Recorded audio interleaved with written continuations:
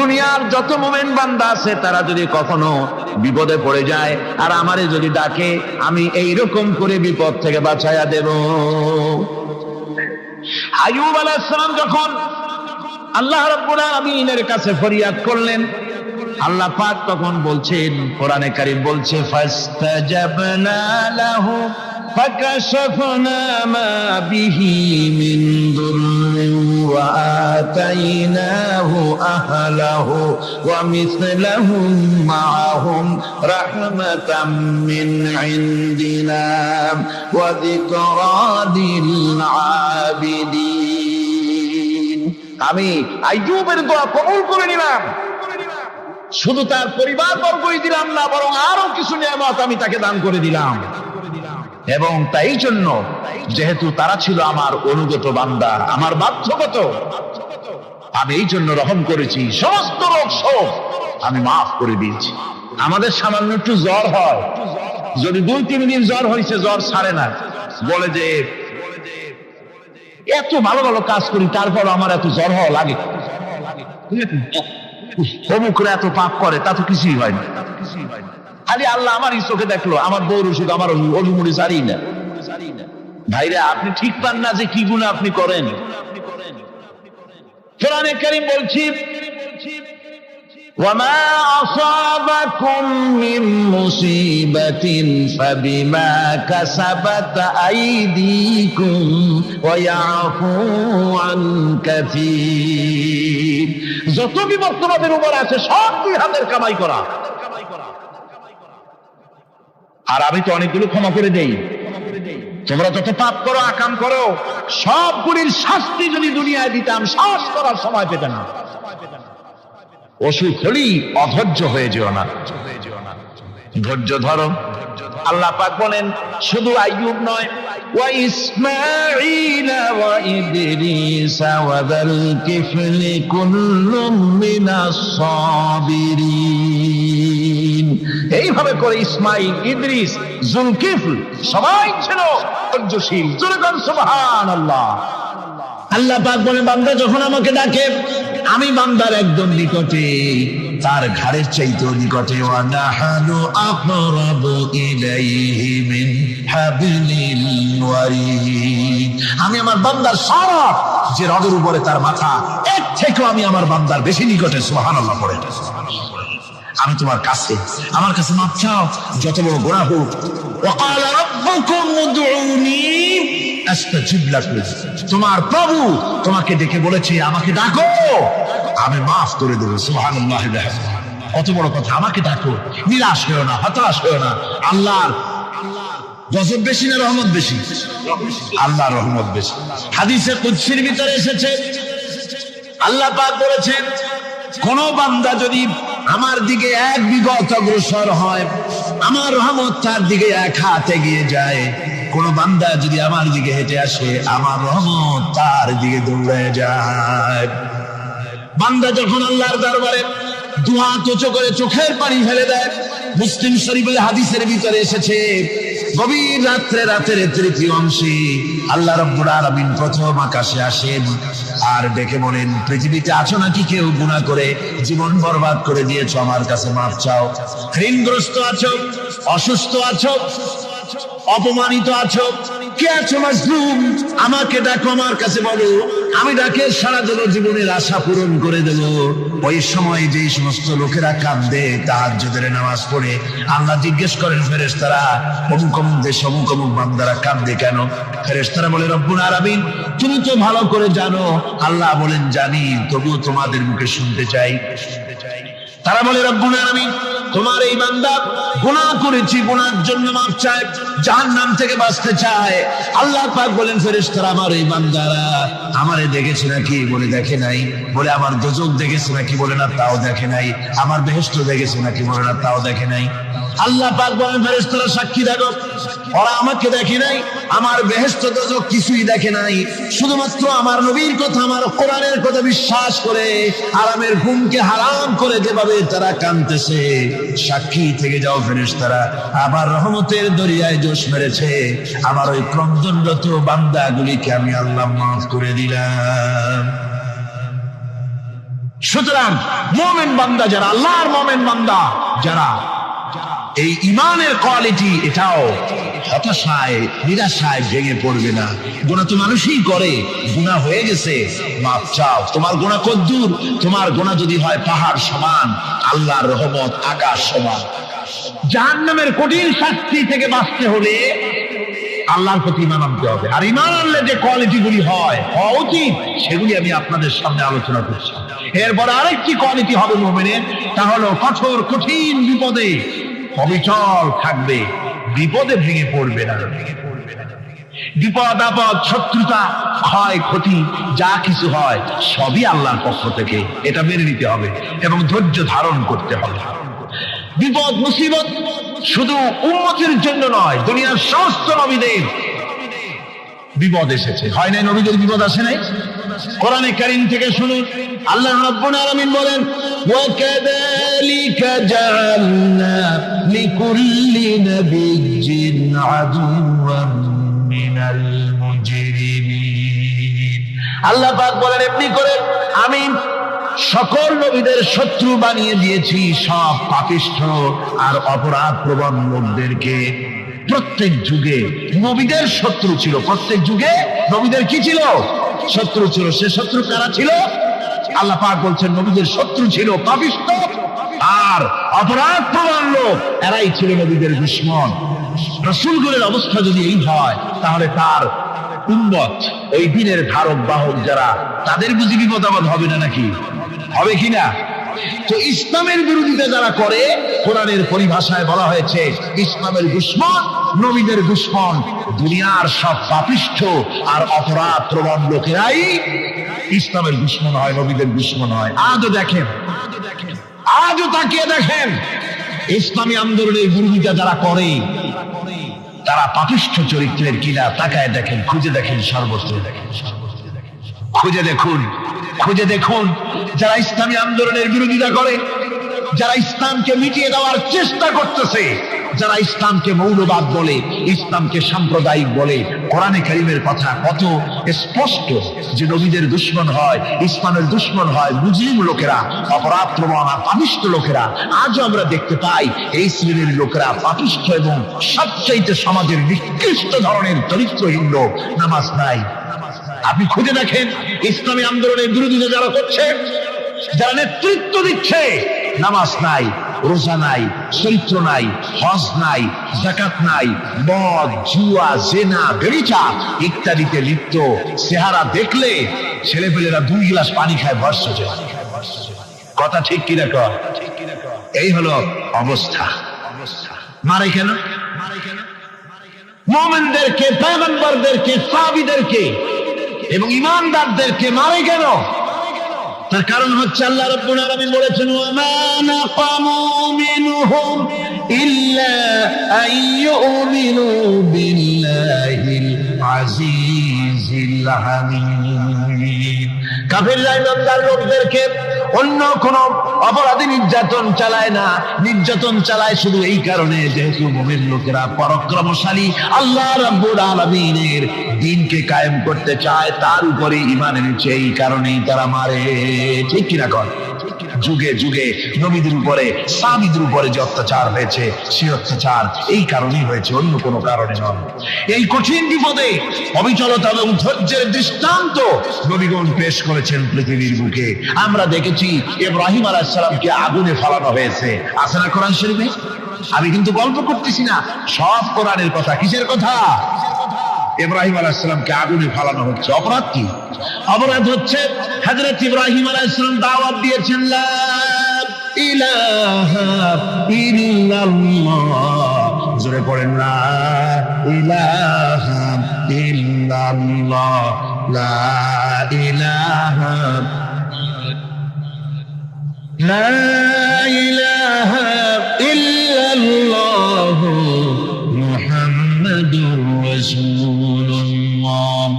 হযরত ইব্রাহিম আলাইহিস সালাম দ্বীনের দাওয়াত দিয়েছেন, এক আল্লাহর দাওয়াত দিয়েছেন, ঈমানের দাওয়াত দিয়েছেন।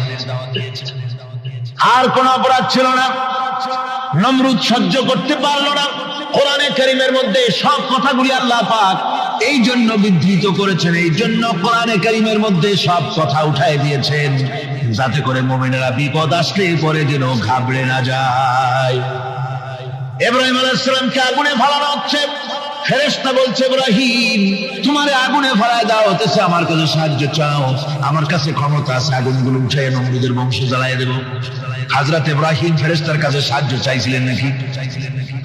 তিনি বললেন ফেরেশতা তোমার কাছে সাহায্য কেন চাইব, আমি তো এমন কোন অন্ধ আল্লাহর ইবাদত করি না যেই অন্ধ স্রষ্টা তার গোলামের দুঃখ দুর্দশা না দেখেন, আমি তোমার কাছে সাহায্য চাইব না।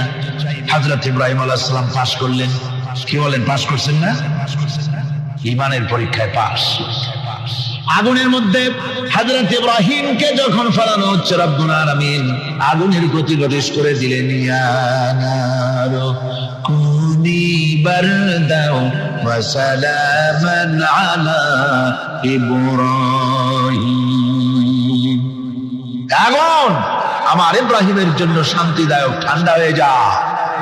এখন কি আর আগুনের বাপের ক্ষমতা আছে ইব্রাহিমকে পোড়ানো? আর ক্ষমতা নাই। আমার বন্ধুগণ, ইব্রাহিম আগুনের ভিতরে আরামে বসে আছেন, আর ওদিকে নমরুদ বসে বসে দেখতেছে দূর থেকে ইব্রাহিম তো জ্বলে না, গায়ের মধ্যে আগুন জ্বলে গেল। ডাক দিয়ে কয়, আগুন তোর হলো কি? কেন জ্বালাইতে পারিস না আমার দুশমন রে? হলোটা কি তোর?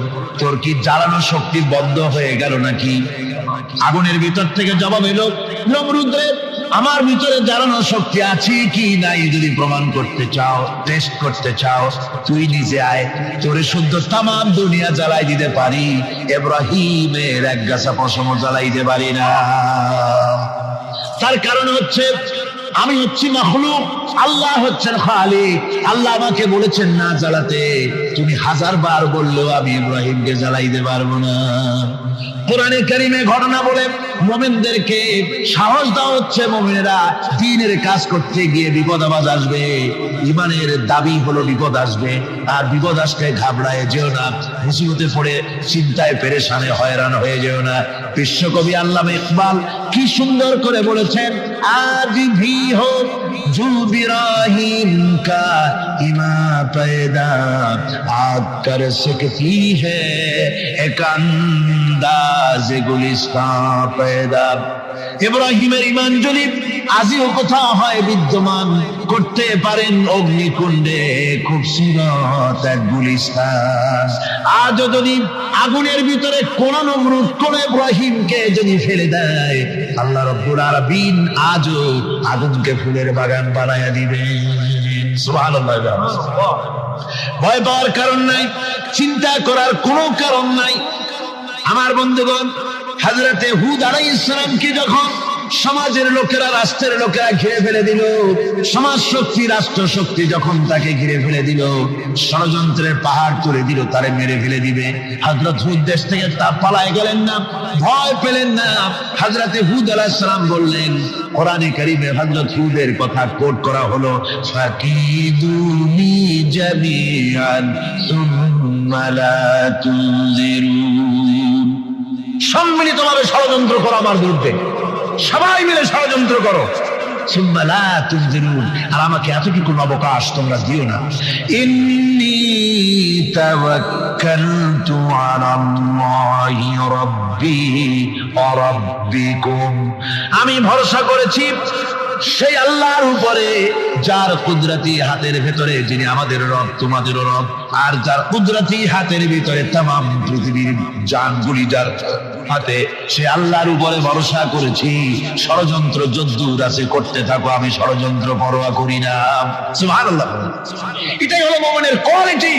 শুধু ঈমান, লা ইলাহা ইল্লাল্লাহু মুহাম্মাদুর রাসূলুল্লাহ, গরুর গোশত খাই, আর রবিউল মাস আসতে পরে ইয়া নবী সালাম আলাইকা, ইয়া রাসূল সালাম আলাইকা, তারপরে গরম গরম জিলাপি আর রসগোল্লা খাইলাম খুব বেশি করিয়া, এর নাম মুমিন নয়। মুমিন হচ্ছে তার চলায় ফেরায় ওঠায় বসায় সাহসিকতার এক আন্দাজ তৈরি হবে সে। আমার ভাইয়েরা, বিপদে অবিচলতা আমাদেরকে পয়গম্বরেরা শিক্ষা দান করেছেন।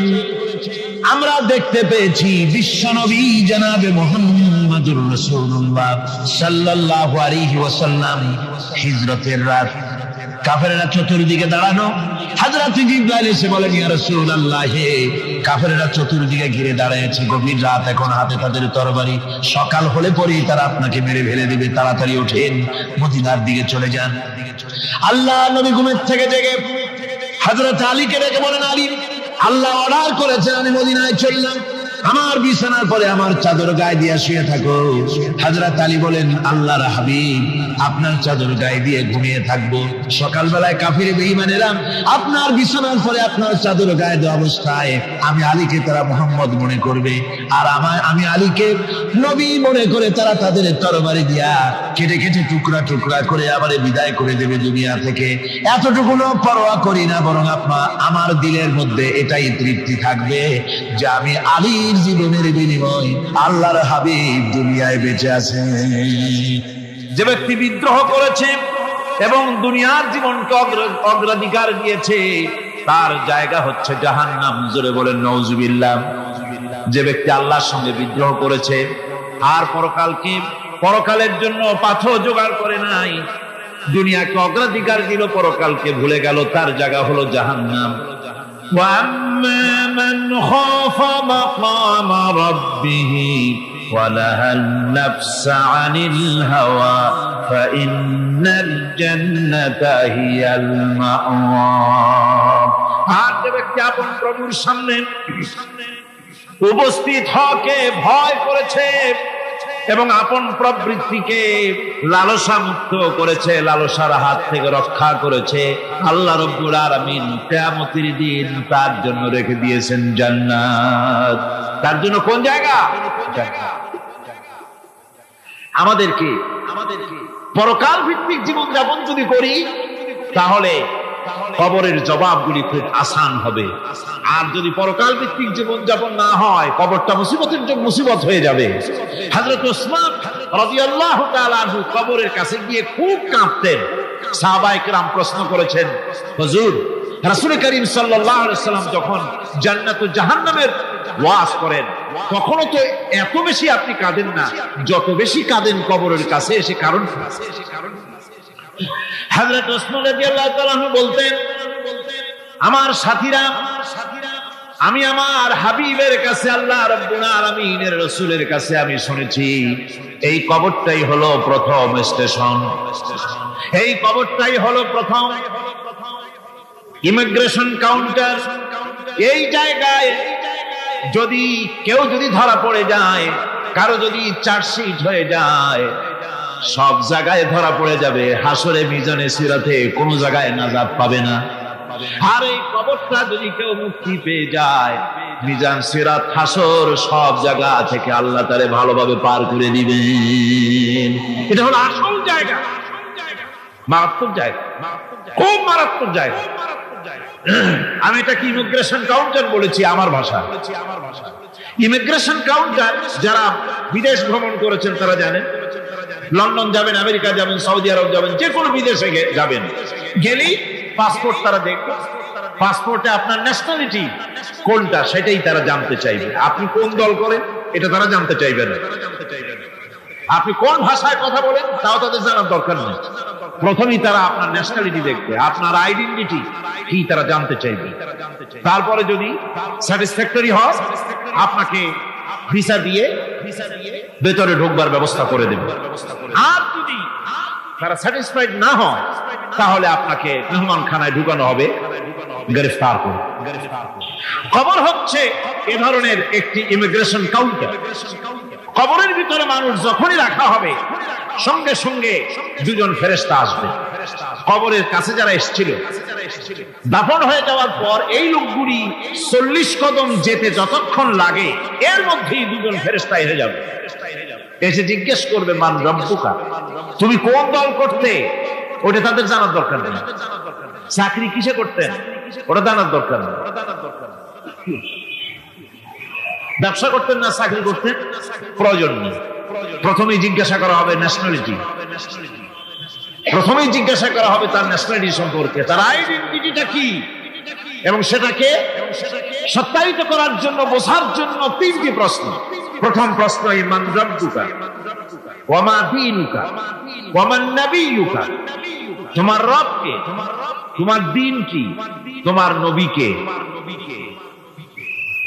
যদি এই ব্যক্তি বেঈমান হয়, মুনাফিক হয়, সে বলবে হায় হাতা লা আদরি, হায় হাতা লা আদরি, জানি না আমার রবকে, আমি জানি না।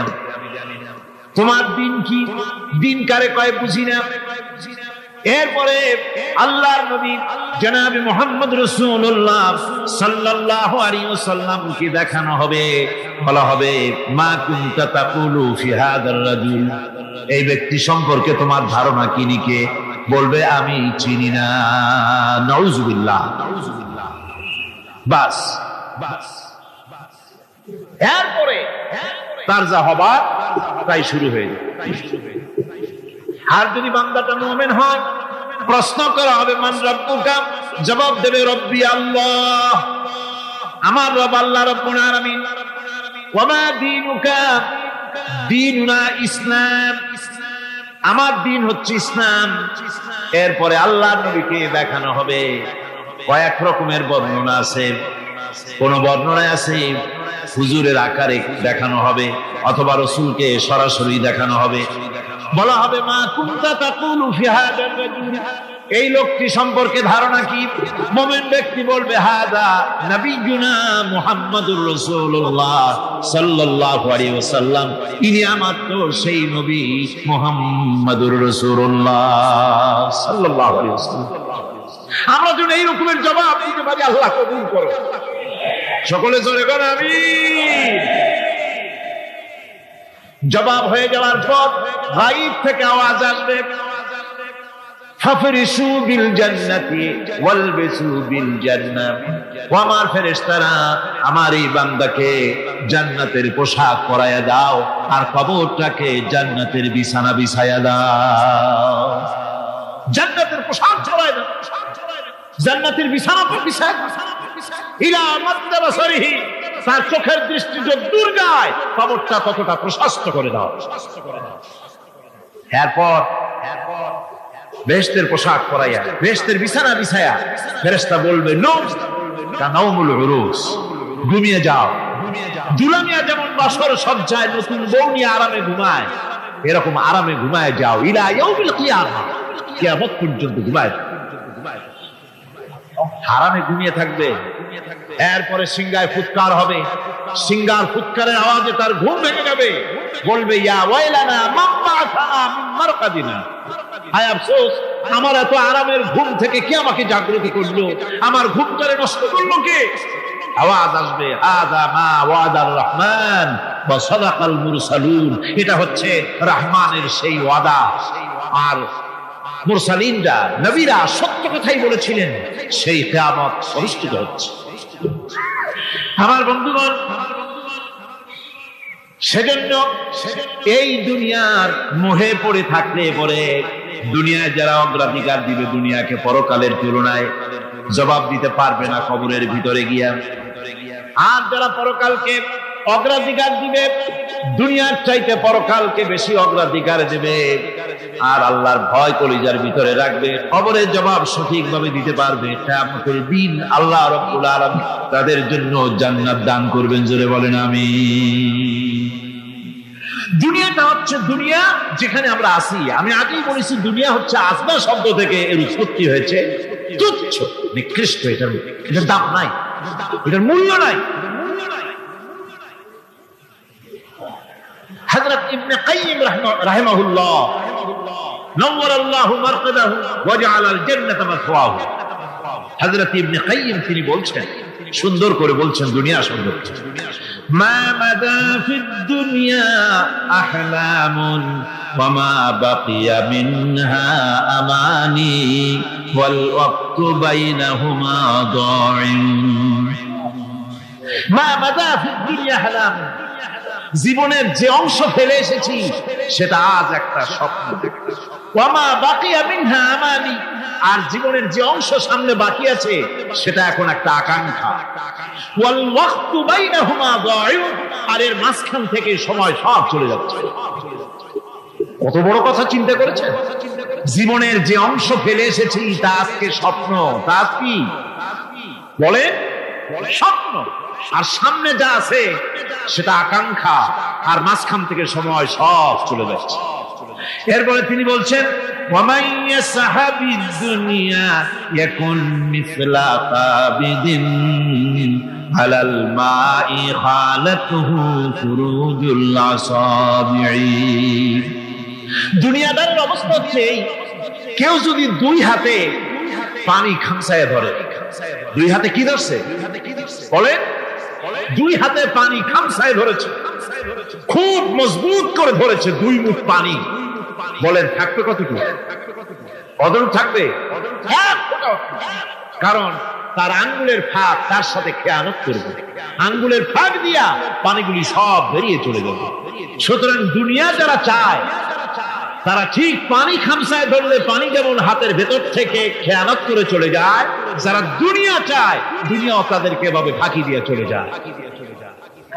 তবুও দুনিয়ার মায়া মানুষের এত বেশি।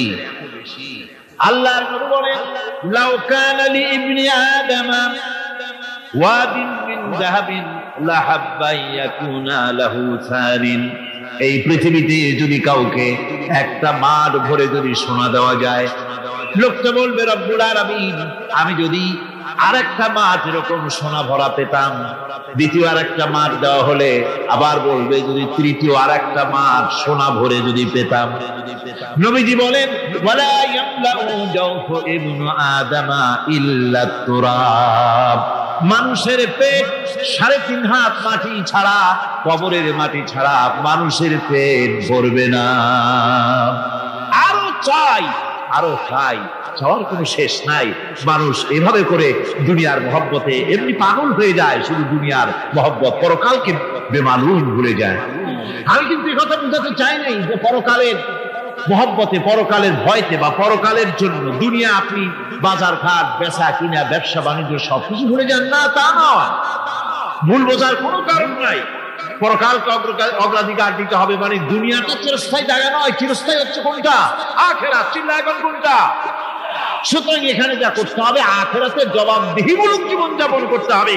আপনি ব্যবসা করবেন, ওজনে কম দিতে পারবেন না, আপনি খাদ্যে ভেজাল দিতে পারবেন না, চুরি করতে পারবেন না, ডাকাতি করতে পারবেন না, জেনা করতে পারবেন না, বদমাশি করতে পারবেন না, মদ খেতে পারবেন না, সন্ত্রাসী হতে পারবেন না, হাইজ্যাকার হতে পারবেন না, চাঁদাবাজ হতে পারবেন না, মুনাফাখোর হতে পারবেন না, আপনি চোরা কারবারি হতে পারবেন না, ঘুষখোর হতে পারবেন না, সুদখোর হতে পারবেন না। এই সব কাজ পরকালকে বিশ্বাস করলেই এ সমস্ত কাজ থেকে মানুষ বিরত থাকতে পারে। কথা ঠিক কিনা? এটাই হচ্ছে। সুতরাং এই পৃথিবী থাকবে না, এটা কি চিরকাল থাকবে না, এর একটা পরিসমাপ্তি ঘটবে। যেমন করে সারা বছর লেখাপড়া করার পর কলেজে, বিশ্ববিদ্যালয়, মাদ্রাসায়, হাই স্কুলে, সব জায়গায় সারা বছর লেখাপড়া করার পর যেমন পরীক্ষা দেওয়ার একটা দিন আসে, সারা বছর ব্যবসা করার পর হিসাব নিকাশ করার যেমন একটা সময় আসে, সারা মাস চাকরি করার পর বেতন পাওয়ার যেমন একটা দিন আসে, সারা জীবন চাকরি করার পর পেনশন পাওয়ার যেমন একটা সময় আসে, অনুরূপ ভাবে এই দুনিয়া যেদিন শেষ হয়ে যাবে, আল্লাহ নির্ধারিত সময় শেষ হয়ে যাওয়ার পর একটা সময় আসবে যখন আল্লাহ রব্বুল আলামিন সব শেষ করে দিবেন, লন্ডভন্ড হয়ে যাবে, কিছু থাকবে না। কোরআনে কারীমে আল্লাহ সব বলেছেন, কোরআনে সব আল্লাহ বলে দিয়েছেন।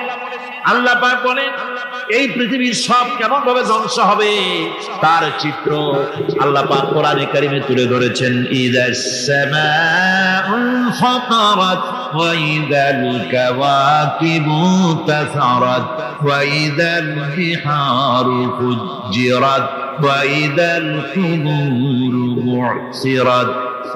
যখন আকাশসমূহ দীর্ঘ বিদীর্ণ হয়ে যাবে, তারকাগুলি বিক্ষিপ্ত হয়ে ছিটকে পড়বে, আর সমুদ্রগুলি উচ্ছ্বসিত হয়ে পড়বে, কবরগুলি সব তার ভেতরে যা আছে উদ্গীরণ করে দেবে, তারকাগুলি স্থিমিত হয়ে যাবে। এরপরে সমস্ত আকাশগুলি কিতাবের পৃষ্ঠার মতো একটার পরে একটা ঠাস ঠাস করে পড়তে থাকবে, চূর্ণ বিচূর্ণ হয়ে ভেঙে চুরে একাকার হয়ে যাবে। পাহাড়গুলিকে উড়িয়ে দেওয়া হবে, চন্দ্র এবং সূর্য একাকার হয়ে যাবে। আল্লাহ রাব্বুল আলামিন বলেন ফাইদা বারিকাল বাসার ওয়া খাসাফাল কমার ওয়া জুমিআশ শামসু ওয়াল কমার। চক্ষু যখন বিস্ফারিত হয়ে যাবে, চাঁদ যখন তার আলো হারিয়ে ফেলবে, সূর্য যখন তার আলো হারিয়ে ফেলবে, চাঁদ আর সূর্য সব একাকার হয়ে যাবে। সেই সময়ের অবস্থাটা কি চিন্তা করো। মানুষ হয়রান হয়ে দৌড়াদৌড়ি করবে। وَحُمِلَتِ الْأَرْضُ وَالْجِبَالُ فَدُكَّتَا دَكَّةً وَاحِدَةً। জমিন এবং পাহাড়গুলির মধ্যে আল্লাহ রাব্বুল আলামিন সংঘর্ষ বাঁধিয়ে দিবেন। পাহাড়গুলি ভেঙে চুরে টুকরা টুকরা হয়ে যাবে। পাহাড়গুলি উঁচু করে জমিনের উপরে আছাড় মেরে আল্লাহ রাব্বুল আলামিন ভেঙে চুরে চুরমার করে দিবেন। সুবহানাল্লাহ। আর ভাষায় বলি, আমি আমার ভাষায় কথাটা এভাবে বলি, এই জমিনটা যদি কাগজ হয় আর আমার নাকটার কপালটা যদি কলম হয়, তাহলে আমি যে গোলাম দৈনিক 5 বার আমার নাকার কপাল দিয়া জমিন নামক কাগজের উপরে দাস খতের উপরে দৈনিক 5 বার নাকার কপাল দিয়া সই করে দেই, আল্লাহ আমি তোমার গোলাম আর কারো গোলাম নই, আমি একমাত্র তোমার গোলাম। ঘুমের থেকে উঠে সেজদা দিয়ে বলি, দুপুরের সময় কাজ ফলাইয়া আরেকবার বলি, বিকেল আসার আগে আসরে আরেকবার বলি, দিন যখন শেষ হয় আরেকবার বলি, রাতে যখন শুতে যাই আরেকবার সেজদা দিয়ে ঘোষণা করি, মাবুদ আমি তোমার গোলাম। সুবহানাল্লাহ। নামাজ হচ্ছে ইসলামের গণ্ডির মধ্যে প্রবেশের প্রমাণ।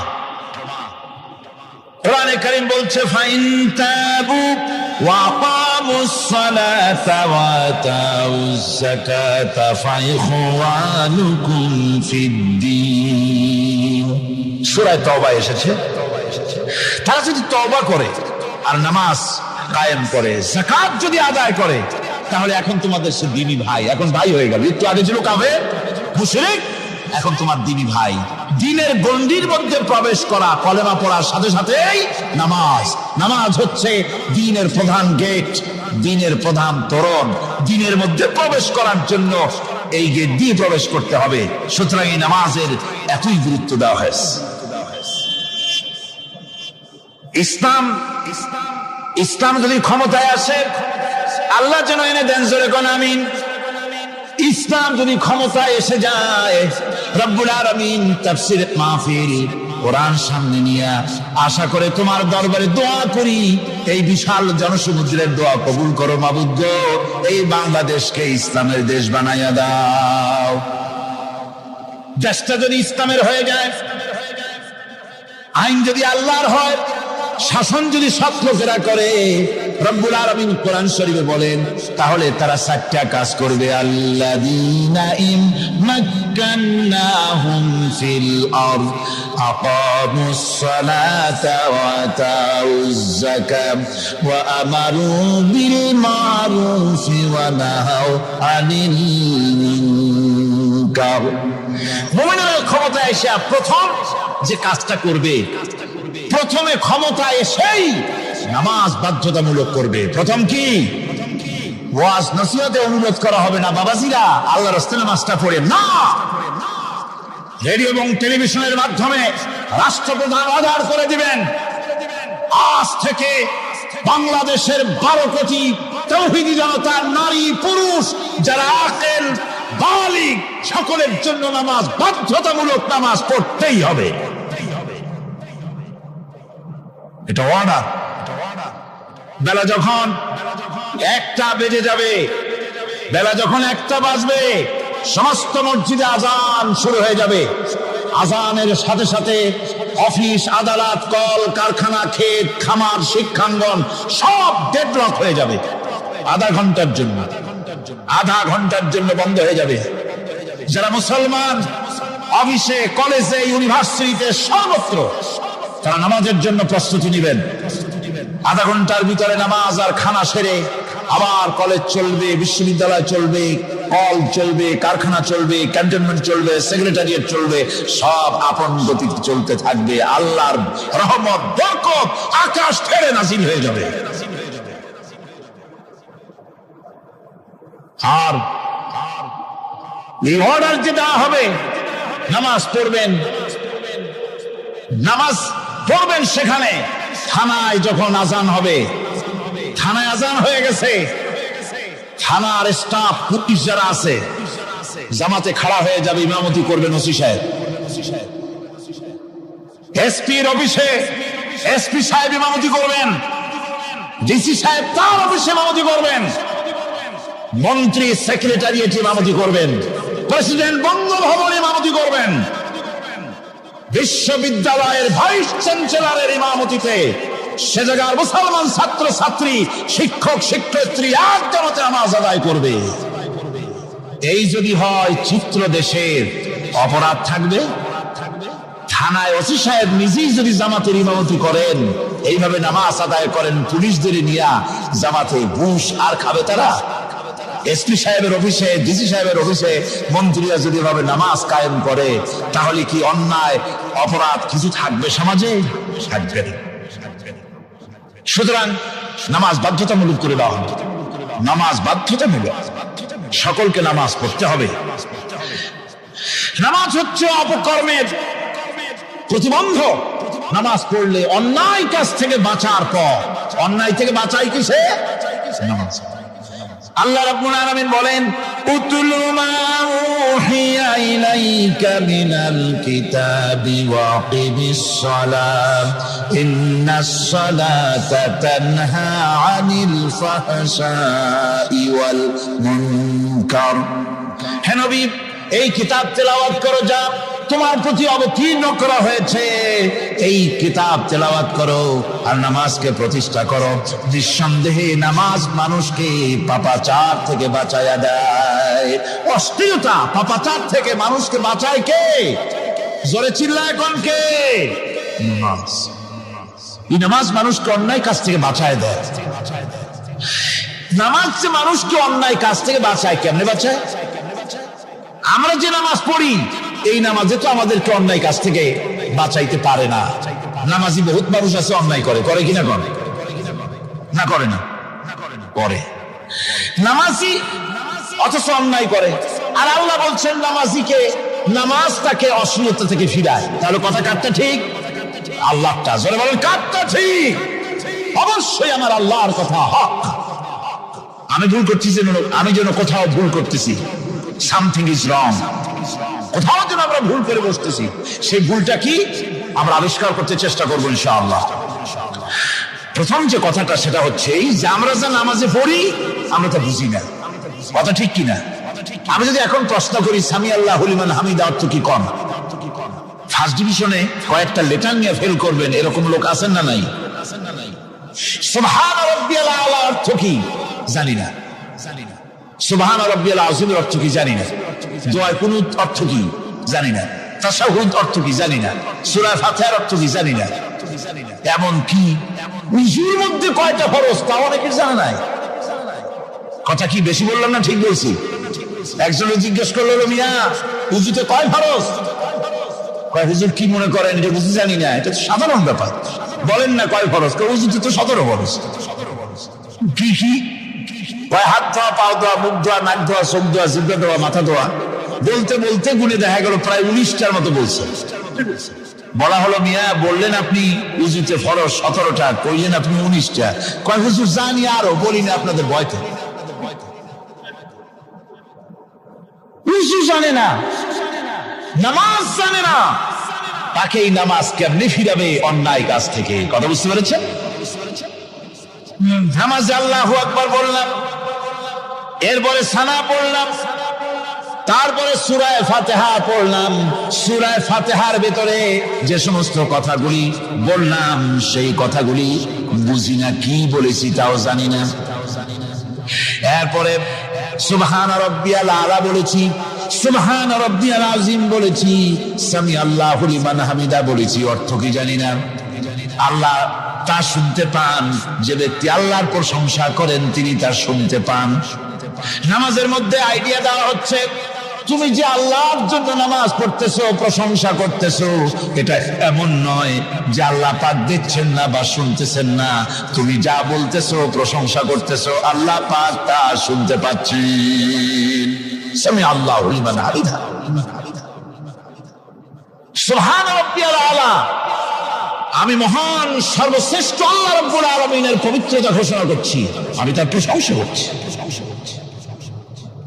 সূরা ফাতিহার কি আমরা বলি আপনারা ব্যাখ্যা দেখে বুঝে নিন, সেগুলি আমি এখানে বলে বাকি কথা সব শেষ করতে পারবো না। নামাজে কি পড়েন সেটা যদি জানতেন, অবশ্যই আল্লাহ রাব্বুল আলামিনের কথা কার্যকরী হয়ে যেত। ইন্নাস সালাতা তানহা আনিল ফাহশাই ওয়াল মুনকার। নামাজ মানুষকে পাপের কাজ, অশ্লীলতা থেকে ফিরাতে পারে। আল্লাহ ইন্না বসাইছেন, নিশ্চয়ই, বেশক, অবশ্যই নামাজ পাপ থেকে ফিরাবে। কিন্তু কেমনে ফিরাবে নামাজ তো বুঝি না। নামাজ তো বুঝি না, খালি সেজদা দেয় জনমের মতো। আর সেজদা কি? নামাজে যদি দেখে ইমাম দেরি করতেছে, আত্তাহিয়াত পড়তে দেরি হয়ে যাচ্ছে, পিছন থেকে সিগন্যাল মারে, ঠিক কিনা? বেয়াদব, বেয়াদব। তোমার নামাজ, তোমার আত্তাহিয়াত আগে শেষ হয়েছে, তাতে কি হয়েছে? চুপ করে বসে রাখো। ইমামকে কাশি দিয়া সতর্ক করার অধিকার তোমার নাই। যদি ইমামকে সতর্ক করার জন্য কাশি দিয়ে থাকো, তোমার নামাজ ফাসেদ হয়ে যাবে। এটা ফাজলামি করার জায়গা না, এটা নামাজ। এর নাম কি? ধীরে সুস্থে নামাজ পড়তে হবে। অনেকে মসজিদটারে মনে করে জেলখানা। ঢুকতে যত দেরি, বেরোতে পারলে যেন বাসে যান ছটফট করে। সিনেমার মধ্যে গিয়ে ঘন্টার পর ঘন্টা বসে থাকে, খারাপ লাগে না? মসজিদে কেরাত যদি একটু লম্বা পড়ে, পিছনে বসে খালি কি যে করে, মনে মনে বলতে থাকে যে ইমাম এমন কাঁচা ছাড়া ছাড়ি না। আর গান যখন শোনে, শুনতেই থাকে, কত মজা, ঘুম আসে না। নাউজুবিল্লাহ। সুতরাং নামাজে কি বলেন সেটা আপনাকে বুঝতে হবে। সঠিকভাবে নামাজ পড়ার পরও যদি কোন মানুষের সঠিকভাবে, ভালো করে শোনেন, সঠিকভাবে নামাজ পড়ার পরেও যদি কোনো মানুষ পাপের থেকে না ফেরে, তাহলে বুঝতে হবে একথা, পানি আর সাবান দিয়া কাপড় ধুলে কাপড়ের ময়লা যাবে, কিন্তু পানি আর সাবান দিয়া কয়লা জনমের মতো ধুইলেও কয়লার ময়লা যাবে না। কথা বুঝে আসছে? এর থেকে আর উত্তম দৃষ্টান্ত আমার কাছে নাই। নামাজ পড়ার পরেও যদি চরিত্র ভালো না হয়, বুঝতে হবে নামাজ হচ্ছে না, কাঙ্ক্ষিত মানের নামাজ আদায় হচ্ছে না। আল্লাহর নবী বলেছেন, যার নামাজ পাপ কাজ হতে ফিরাতে পারলো না, তার নামাজ নামাজি নয়। আবার শুনুন, রাসূল বলছেন, যার নামাজ তাকে পাপের কাজ থেকে ফিরাতে পারলো না, তার নামাজ নামাজ নয়। ওটি নামাজ হয় নাই, যার জন্য তার পাপ থেকে তারে ফিরাইতে পারছে না। আর কিয়ামতের দিন বেনামাজিরা সবচাইতে বেশি অপমানিত হবে। সবচাইতে বেশি অপমানিত হবে কারা? বেনামাজিরা। কিভাবে? يوم يكشف عن ساق ويدعون إلى السجود فلا يستطيعون। সেদিন কঠিন সময়, আল্লাহ রাব্বুল আলামিন লোকদেরকে সিজদা করার জন্য বলবেন, কিন্তু যারা বেনামাজি ছিল দুনিয়ায়, তারা সিজদা দিতে পারবে না। বলেন নাউজুবিল্লাহ। অবস্থাটা কি হবে? খাশিআতান আবসারুহুম তারহাকুহুম যিল্লাহ। তাদের দৃষ্টি নিচু হবে, লাঞ্ছনা এবং অপমান তাদের উপরে চেপে বসবে, সিজদা দিতে পারবে না। আল্লাহ আমাদেরকে ক্ষমা করুন। কিয়ামতের দিন হযরত আদম আলাইহিস সালাম থেকে শুরু করে পৃথিবীর সমস্ত মানুষের সামনে আল্লাহ রাব্বুল আলামিন সিজদা করার জন্য অর্ডার করবেন। যারা নাকি বেনামাজি ওরা আল্লাহর দরবারে সেদিন সেজদা দিতে পারবে না, লাঞ্ছিত অপমানিত হবে। যেরকম নাউজুবিল্লাহ।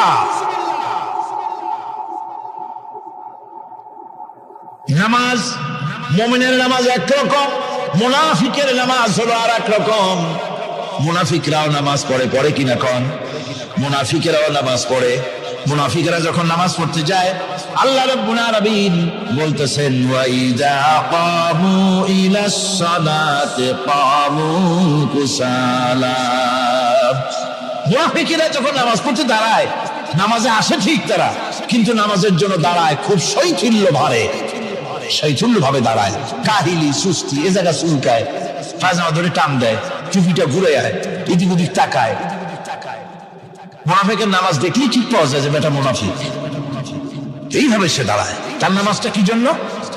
ইউরাউনান নাসা ওয়া লা ইয়াযকুরুনাল্লাহা ইল্লা কালিলা। তাদের নামাজ হচ্ছে মানুষকে দেখাবার নামাজ। নাউজুবিল্লাহ। এখন দেখবেন এই মৌসুম আসছে, নামাজের মৌসুম, বেনামাজিদের নামাজের মৌসুম। জনসভা হচ্ছে, নির্বাচন আসতেছে, নামাজে রক্ত হয়ে গেছে, তাড়াতাড়ি আজান হয়ে গেল। টুপি না থাকলে রুমাল একটা মাথায় দিল, উজু আছে কিনা আছে, আল্লাহু আকবার, যা আছে কপালে হয়ে যাক। মানুষকে দেখাবার জন্য এরা নামাজ পড়ে। এরা আল্লাহর শরণার্থে নামাজ খুব কম লোকই পড়ে। এরা হচ্ছে মুনাফিক। দুনিয়া এবং আখিরাতে কল্যাণের জন্য একমাত্র মাধ্যম হচ্ছে নামাজ। দুনিয়া যদি কল্যাণ চাই, আখিরাতেও যদি কল্যাণ চাই, তাহলে এর জন্য কি করতে হবে? কি করতে হবে? আমার কথা নয়, আল্লাহ রাব্বুল আলামিনের কথা শুনুন। রব্বুল আলামিন বলেন ক্বাদ আফলাহাল মুমিনুন আল্লাযীনা হুম ফি সালাতিহিম খাশিউন ওয়াল্লাযীনা হুম লিয-যাকাতি ফাঈলুন ওয়াল্লাযীনা হুম লিফুরুজিহিম হাফিজুন। নিশ্চিতভাবে সেই সব মুমিন কল্যাণ লাভ করবে, নিশ্চিতভাবে। তারা হচ্ছে ওই সব লোক যারা নিজেদের নামাজ ভীতি মিশ্রিত বিনয় হবে, ভীতি মিশ্রিত অবস্থায় বিনয়ের সাথে যারা নামাজ আদায় করে, যারা বেহুদা কাজ থেকে বিরত থাকে, যারা যাকাতের পন্থায় কর্মতৎপর হয়, আর যারা নিজের লজ্জাস্থানকে হেফাজত করে। এরপরে আল্লাহ পাক বলেন ওয়াল্লাযীনা হুম লিআমানাতিহিম ওয়া আহদিহিম রাউন ওয়াল্লাযীনা আলা সালাওয়াতিহিম ইউহাফিজুন ওয়াল্লাযীনা আলা সালাতিহিম হাফিজুন। আর যারা তাদের আমানতকে পূর্ণ করে, আমানত এবং তাদের ওয়াদা চুক্তি পূর্ণ করে, এবং যারা নিজেদের নামাজ সমূহকে পূর্ণভাবে হক আদায় করে নামাজ পড়ে, নামাজের যারা হেফাজত করে, এরা কারা? এরা হচ্ছে উলাইকা হুমুল ওয়ারিসুন আল্লাযীনা ইয়ারিসুনাল ফিরদাউসা হুম ফিহা খালিদুন। এরা হচ্ছে সেই সব লোক, এরা উত্তরাধিকার হচ্ছে জান্নাতের উত্তরাধিকার, জান্নাতুল ফিরদাউসে আল্লাহ রাব্বুল আলামিন এই গুণ বিশিষ্ট লোকদের জন্য জায়গা করে দিবেন। যেরকম সুবহানাল্লাহ। নামাজকে পড়তে বলা হয়নি, কোরআন শরীফে বলা হয়েছে নামাজ কায়েম করো। কি বলা হয়েছে কম তো দেখি? নামাজ কায়েম করো, নামাজ পড়ো। এই কথা কিন্তু কোরআন শরীফে কোনো জায়গায় আছে নাকি? এখন কায়েম করা কারে বলে? একটা গুরুত্বপূর্ণ আরেকটি বিষয়, নামাজ কায়েম করতে বলা হয়েছে। কায়েম কি?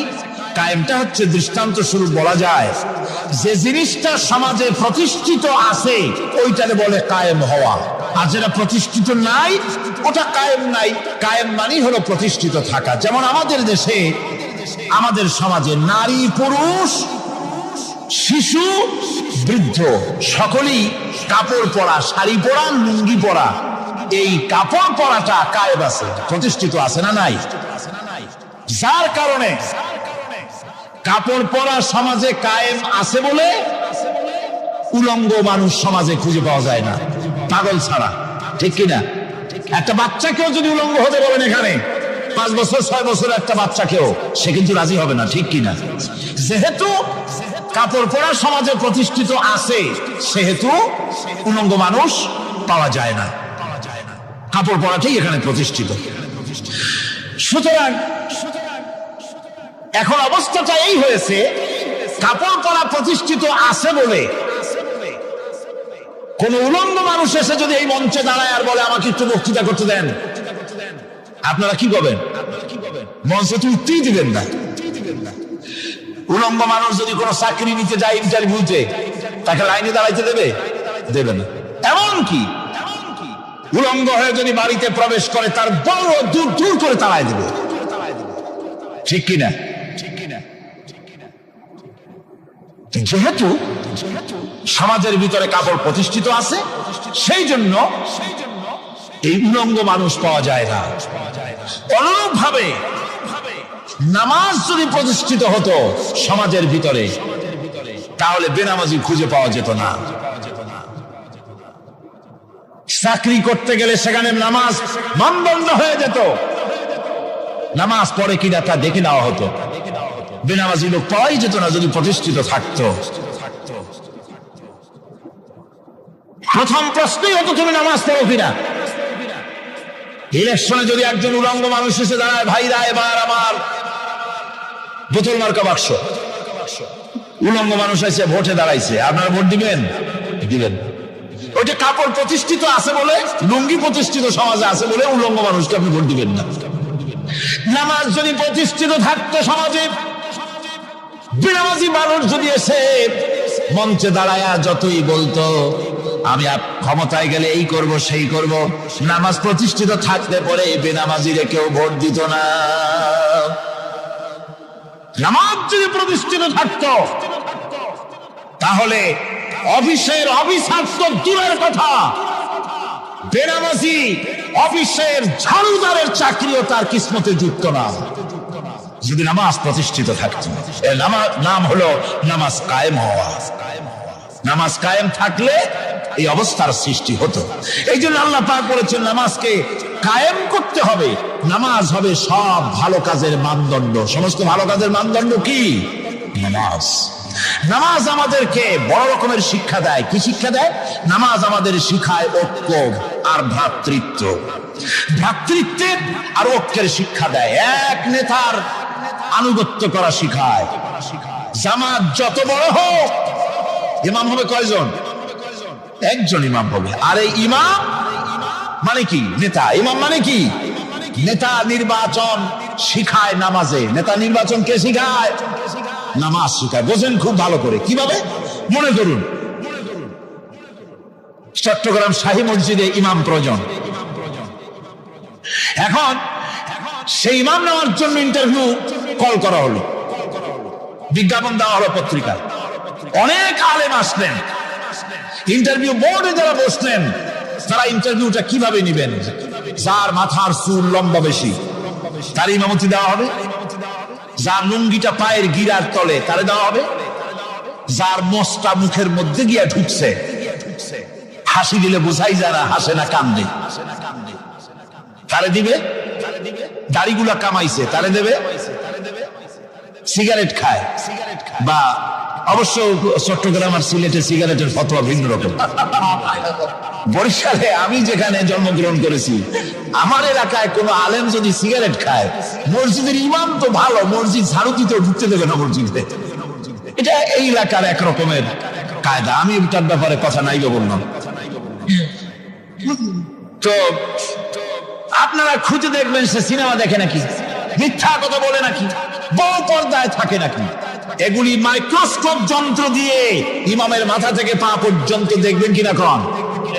আচ্ছা এবার কম তো দেখি, এই ইমাম সাহেব ইমামতি করবে কতজন লোকের?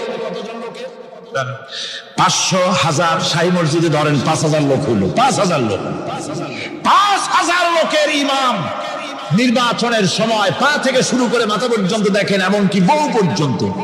বৌমনি আনিয়ে দেখেন না, পর্দা থাকি কিনা এইটা আপনারা দেখেন, ঠিক কিনা? এ খবরটা নেন।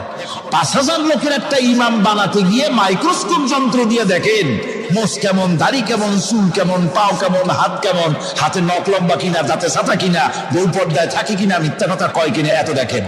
আর যখন নির্বাচন আসে তখন 2.5 থেকে 3 লক্ষ মানুষের জন্য একজন এমপি নির্বাচিত হয়। সেই ইমামকে বাছাই করার জন্য নামাজ পড়ে কিনা, জিনাকার কিনা, মদখোর কিনা, সুদখোর কিনা, ঘুষখোর কিনা, বদমাশ কিনা বাছাই করা হয় না।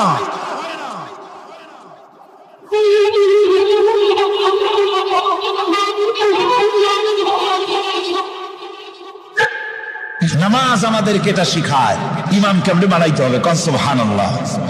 নামাজ ঐক্য শিখায়, নামাজ ভ্রাতৃত্ব শিখায়, নামাজ পারস্পরিক মহব্বত শিখায়, নামাজ নেতা কেমন হওয়া উচিত, নেতা নির্বাচন শিখায়। আবার নেতা ভুল করলে তার ভুল বলা যাবে না, এরকম হতে পারবে না। নামাজের ভিতরে ইমাম যদি ভুল করলে আপনি লোকমা দিবেন, সুবহানাল্লাহ, আল্লাহু আকবার বলবেন। যদি তিনি সংশোধন না হলেন আবার দেন, তাতেও সংশোধন হলো না আবার দেন। 3 বার লোকমা দেওয়ার পর যদি ভুল সংশোধন না করে নামাজ ছেড়ে দেন, ইমামকে বের করে দেন, নতুন ইমাম নিয়োগ করুন। যারা ক্ষমতায় যাবে, আপনি রাষ্ট্রের ইমাম যারে বানাবেন, সেই রাষ্ট্রীয় ইমাম যদি জনগণের ইচ্ছার বিরুদ্ধে যদি চলে, 1 বার লোকমা দেন, 2 বার লোকমা দেন, 3 বার দেন, তারপরেও যদি না নামে, ঘর ধরে নামেন। নামাজ আপনাকে নেতা নির্বাচন, নেতাকে প্রতিষ্ঠিত রাখা, নেতার আনুগত্য আপনাকে শিখায়। নামাজ লাইন সোজা করে দাঁড়াতে হবে। লাইন যদি বাঁকা করেন আপনার কলিজাটা ওরকম বাঁকা হয়ে যাবে। নাউযুবিল্লাহ। নামাজের কাতারে যার কারণে নামাজের কাতার বাঁকা হবে, পুরা কাতারের জন্য আল্লাহর কাছে ওই লোকটা দায়ী হয়ে যাবে। নামাজ শৃঙ্খলা শিখায়। সুবহানাল্লাহ কইতে ইচ্ছে করে না? নামাজ শৃঙ্খলা শিখায়, শৃঙ্খলা বোধ শিখায়, সোজা হয়ে দাঁড়ায়।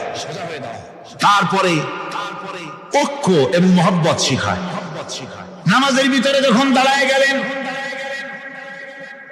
আমির দাঁড়ালো, ফকির দাঁড়ালো, মন্ত্রী দাঁড়ালো, তার ড্রাইভারও দাঁড়ায় গেল, একই কাতারে দাঁড়ায় গেছে। নামাজ পড়তে গিয়ে ড্রাইভারের পাও গিয়ে লেগেছে মন্ত্রীর গায়ে। নামাজ শেষ হওয়ার পর মন্ত্রীর বাবার ক্ষমতা নাই এ কথা বলার যে বেটা ড্রাইভার সলিমুদ্দিন, তোর পাও লেগেছে আমার পায়ে, তোর চাকরি শুদ্ধা দোজখে পাঠায় দেব। পারবে বলতে? পারবে না। মিয়া মন্ত্রী সাহেব, এটা তোমার সেক্রেটারিয়েট না, এটা আল্লাহর ঘর। এটা কার ঘর? এক হি সাথ মে খড়ে হো গে মাহমুদ ও আয়াজ, एक ही सब में खड़े हो गए महमूद ও আয়াজ, না कोई बंदा रहा না कोई बंदा नवाज। একই কাতারে দাঁড়িয়ে গেছে সম্রাট মাহমুদ আর চাকর আয়াজ। এখন সম্রাট মাহমুদও নাই, চাকর আয়াজও নাই, সম্রাট আর চাকর দুজনই আল্লাহ পাকের গোলাম হয়ে গিয়েছে। তুমি মসজিদে এসেছো, তুমি আল্লাহর গোলাম। কার গোলাম? আল্লাহ পাকের গোলাম। এই জিনিস শিখায় নামাজ। নামাজ শিখায় মানুষকে পাঞ্চুয়ালিটি, নিয়মানুবর্তিতা, সময়ের জ্ঞান শিখায় নামাজ। নামাজ মানুষকে কি শিখায়? আল্লাহ রাব্বুল আলামিন বলছেন, ইন্নাস সালাতা কানাত আলাল মুমিনিনা কিতাবাম মাওকুতা। নিঃসন্দেহে নামাজ মুমিনদের নিয়মানুবর্তিতার সাথে ফরজ করা হয়েছে, তাদের উপরে নিয়মানুবর্তিতার উপরেই, সময়ের উপরে নামাজকে ফরজ করা হয়েছে। আপনার আন্দাজ মতো আপনি পড়তে পারবেন না, সময় মতো পড়তে হবে, আল্লাহর ওয়াক্তে পড়তে হবে। আমার দেশের মসজিদগুলিতে ফজরের নামাজ পড়া হয় এমন সময় পূর্বদিক ফর্সা হয়ে যায়। ইমাম সাহেব যদি ভুল করে নামাজ যদি দোহরাতে যান তাহলে সূর্য উদয় হয়ে যাবে, এমন অবস্থা। নামাজ এত দেরিতে পড়া হয়। প্রত্যেক ওয়াক্তের নামাজ আউয়াল ওয়াক্তে পড়ার জন্য রাসূল সাল্লাল্লাহু আলাইহি ওয়াসাল্লাম তাগিদ করেছেন। সময়ের দিকে লক্ষ্য রাখতে বলা হয়েছে। যেই জাতি, লক্ষ্য করুন, যে জাতি দৈনিক 5 বার টাইমলি, অক্তমত, সময় মতো নামাজ আদায় করতে হয়, দুর্ভাগ্যজনক সত্য, সেই জাতির কাছে সময়ের কোনো দাম নাই। সময়ের দাম নেই। 9টার গাড়ি কয়টায় আসবে? 9টার গাড়ি কয়টায় আসবে? একদিন দেখা গেল সত্যি 9টার সময় এসে গেছে। যাত্রীরা বলছে মাশাআল্লাহ, অন্তত একটা দিন তো 9টার সময় আসলো। স্টেশন মাস্টার বলছে না, খুশি হওয়ার কারণ নাই, আজকের না, এটা গতকালকেরটা। আমার আমেরিকার সফরের সময়, যে বাড়িতে আমি আমেরিকায় থাকি, কুইন্স এলাকায়, নিউ ইয়র্ক সিটিতে, সে বাড়িওয়ালা চাকরি করে। সে আমাকে বলল 10টি বছর আমি একটা ট্রেনে যাতায়াত করি। সে বলছে রাত 3:45 ট্রেনটা আসে, ওই ট্রেনে চড়ে সে তার কর্মস্থলে যায়। বললো 10টা বছর আমি এখানে আছি, 10 বছরের ভিতরে এই ট্রেনটা 1 মিনিটের জন্য এদিক ওদিক করলো না, ঠিক 3:45 এসে হাজির হয়ে গেছে। ঝড় হোক, বৃষ্টি হোক, স্নো পড়ুক, বরফ পড়ুক, টাইমলি চলতেছে। দুনিয়ায় ভিন্ন জাতিরা যে উন্নতি করে তার পেছনে সময়ের জ্ঞান তাদের অনেক বেশি আমাদের থেকে, কথা ঠিক কিনা?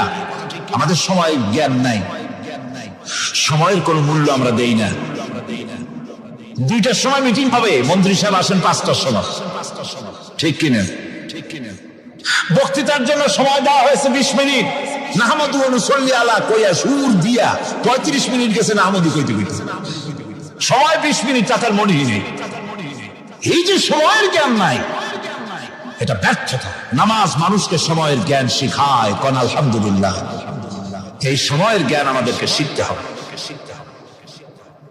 এবার আমি আপনাদের সামনে বলতে চাই, আল্লাহর নবী জনাবে মুহাম্মদ রাসূলুল্লাহ সাল্লাল্লাহু আলাইহি ওয়াসাল্লাম নামাজের ব্যাপারে কি বলছেন। এতক্ষণ তো আল্লাহর কথা শোনালাম, কার কথা শুনেছ? আমার আল্লাহর নবী বলেন, নবীকে প্রশ্ন করা হলো, ইয়া রাসূলুল্লাহ আইয়ু শাইইন আহাব্বু ইনদাল্লাহি ফিল ইসলাম, ইসলামের মধ্যে আল্লাহর কাছে কোন জিনিসটা বেশি প্রিয়? আল্লাহর কাছে ইসলামের কোন জিনিসটা বেশি প্রিয়? হুজুর বললেন as-salatu li waqtiha, মান তারাকা সালাতান ফালা দীন লাহু ওয়াস-সালাতু ইমাদুদ্দিন। আল্লাহর কাছে সবচাইতে বেশি প্রিয় হচ্ছে নামাজ। সবচাইতে প্রিয় কি? নামাজ। ওয়াক্ত মতো নামাজ আদায় করা আল্লাহ পাকের বেশি প্রিয়। আর এই নামাজ হচ্ছে দ্বীনের খুঁটি। এটা দ্বীনের কি খুঁটি? এই যে খুঁটিগুলো আছে, খুঁটিগুলো ফালাই দিলে তারপর আপনার এই প্যান্ডেল থাকবে? থাকবে না। বিল্ডিং এর পিলার ভেঙে দেন, বিল্ডিং টিকবে? ঘরের খুঁটিগুলি উড়ায় ফেলেন, ঘর টিকবে? টিকবে না। দ্বীনের খুঁটি হচ্ছে নামাজ। লা দীনা লিমান লা সালাতা লাহু, যার কাছে দ্বীন নাই, যার কাছে নামাজ নাই, তার কাছে কি নাই? দ্বীন নাই, ঈমান নাই। আল্লাহর নবী বলেছেন, ওয়ান জাবির রাদিয়াল্লাহু তাআলা আনহু قال قال رسول الله صلى الله عليه وسلم بين العبد وبين الكفر ترك الصلاة। আল্লাহ পাকের নবী বলেন, আল্লাহর বান্দার মুমিন, আল্লাহর বান্দার কাফের, দুইজনের মধ্যে পার্থক্য হলো, যে ব্যক্তি নামাজ পড়ে সে আল্লাহর গোলাম, যে নামাজ পড়ে না সে কাফের হয়ে গেল। সে নামাজ পড়লো না, সে কাফের হয়ে গেল। মান তারাকা সালাতান মুতাআম্মিদান ফাকাদ কাফারা, যে ব্যক্তি ইচ্ছে করে নামাজ ছেড়ে দিল সে কাফের হয়ে গেল। বলেন নাউযুবিল্লাহি মিন যালিক। এইজন্য নামাজ আদায় করা বাধ্যতামূলক প্রত্যেকটি মুসলমানের জন্য। রাসূল করিম সাল্লাল্লাহু আলাইহি ওয়াসাল্লাম একটা দৃষ্টান্ত দিয়েছেন, কারো বাড়ির সামনে যদি একটা নাহার থাকে, একটা পুকুর থাকে, একটা খাল থাকে প্রবাহিত, এতে যদি ওই বাড়িওয়ালা দৈনিক 5 বার গোসল করে, তাহলে তার গায়ে কি কোনো ময়লা থাকে? হুজুর, সাহাবীরা বললেন না হুজুর, থাকে না। হুজুর বললেন এটাই হলো নামাজের দৃষ্টান্ত। 5 ওয়াক্ত নামাজ যে আদায় করবে সে গুনাহ থেকে আল্লাহ পাক তাকে পবিত্র করে দিবেন। সুবহানাল্লাহি ওয়া বিহামদিহি। আমার ভাইরা, নামাজ পড়লে পরে এক জুমা থেকে আর এক জুমা পর্যন্ত মানুষ যে সমস্ত গুনাহ করে, কবিরা গুনাহগুলি বাদে, শিরক আর কবিরা গুনাহগুলি বাদে যত গুনাহ আছে তার কাফারা হয়ে যায়। নামাজ যে সঠিকভাবে আদায় করি, এই নামাজটা একটা কঠিন কাজ। নামাজটা কি কাজ? কে বলতেছেন এ কথা? আল্লাহ পাক। ওয়া ইন্নাহা লাকাবীরাতুন ইল্লা আলাল খাশিঈন। নামাজ একটা ভারী জিনিস, একটা কঠিন জিনিস। কাদের জন্য কঠিন নয়?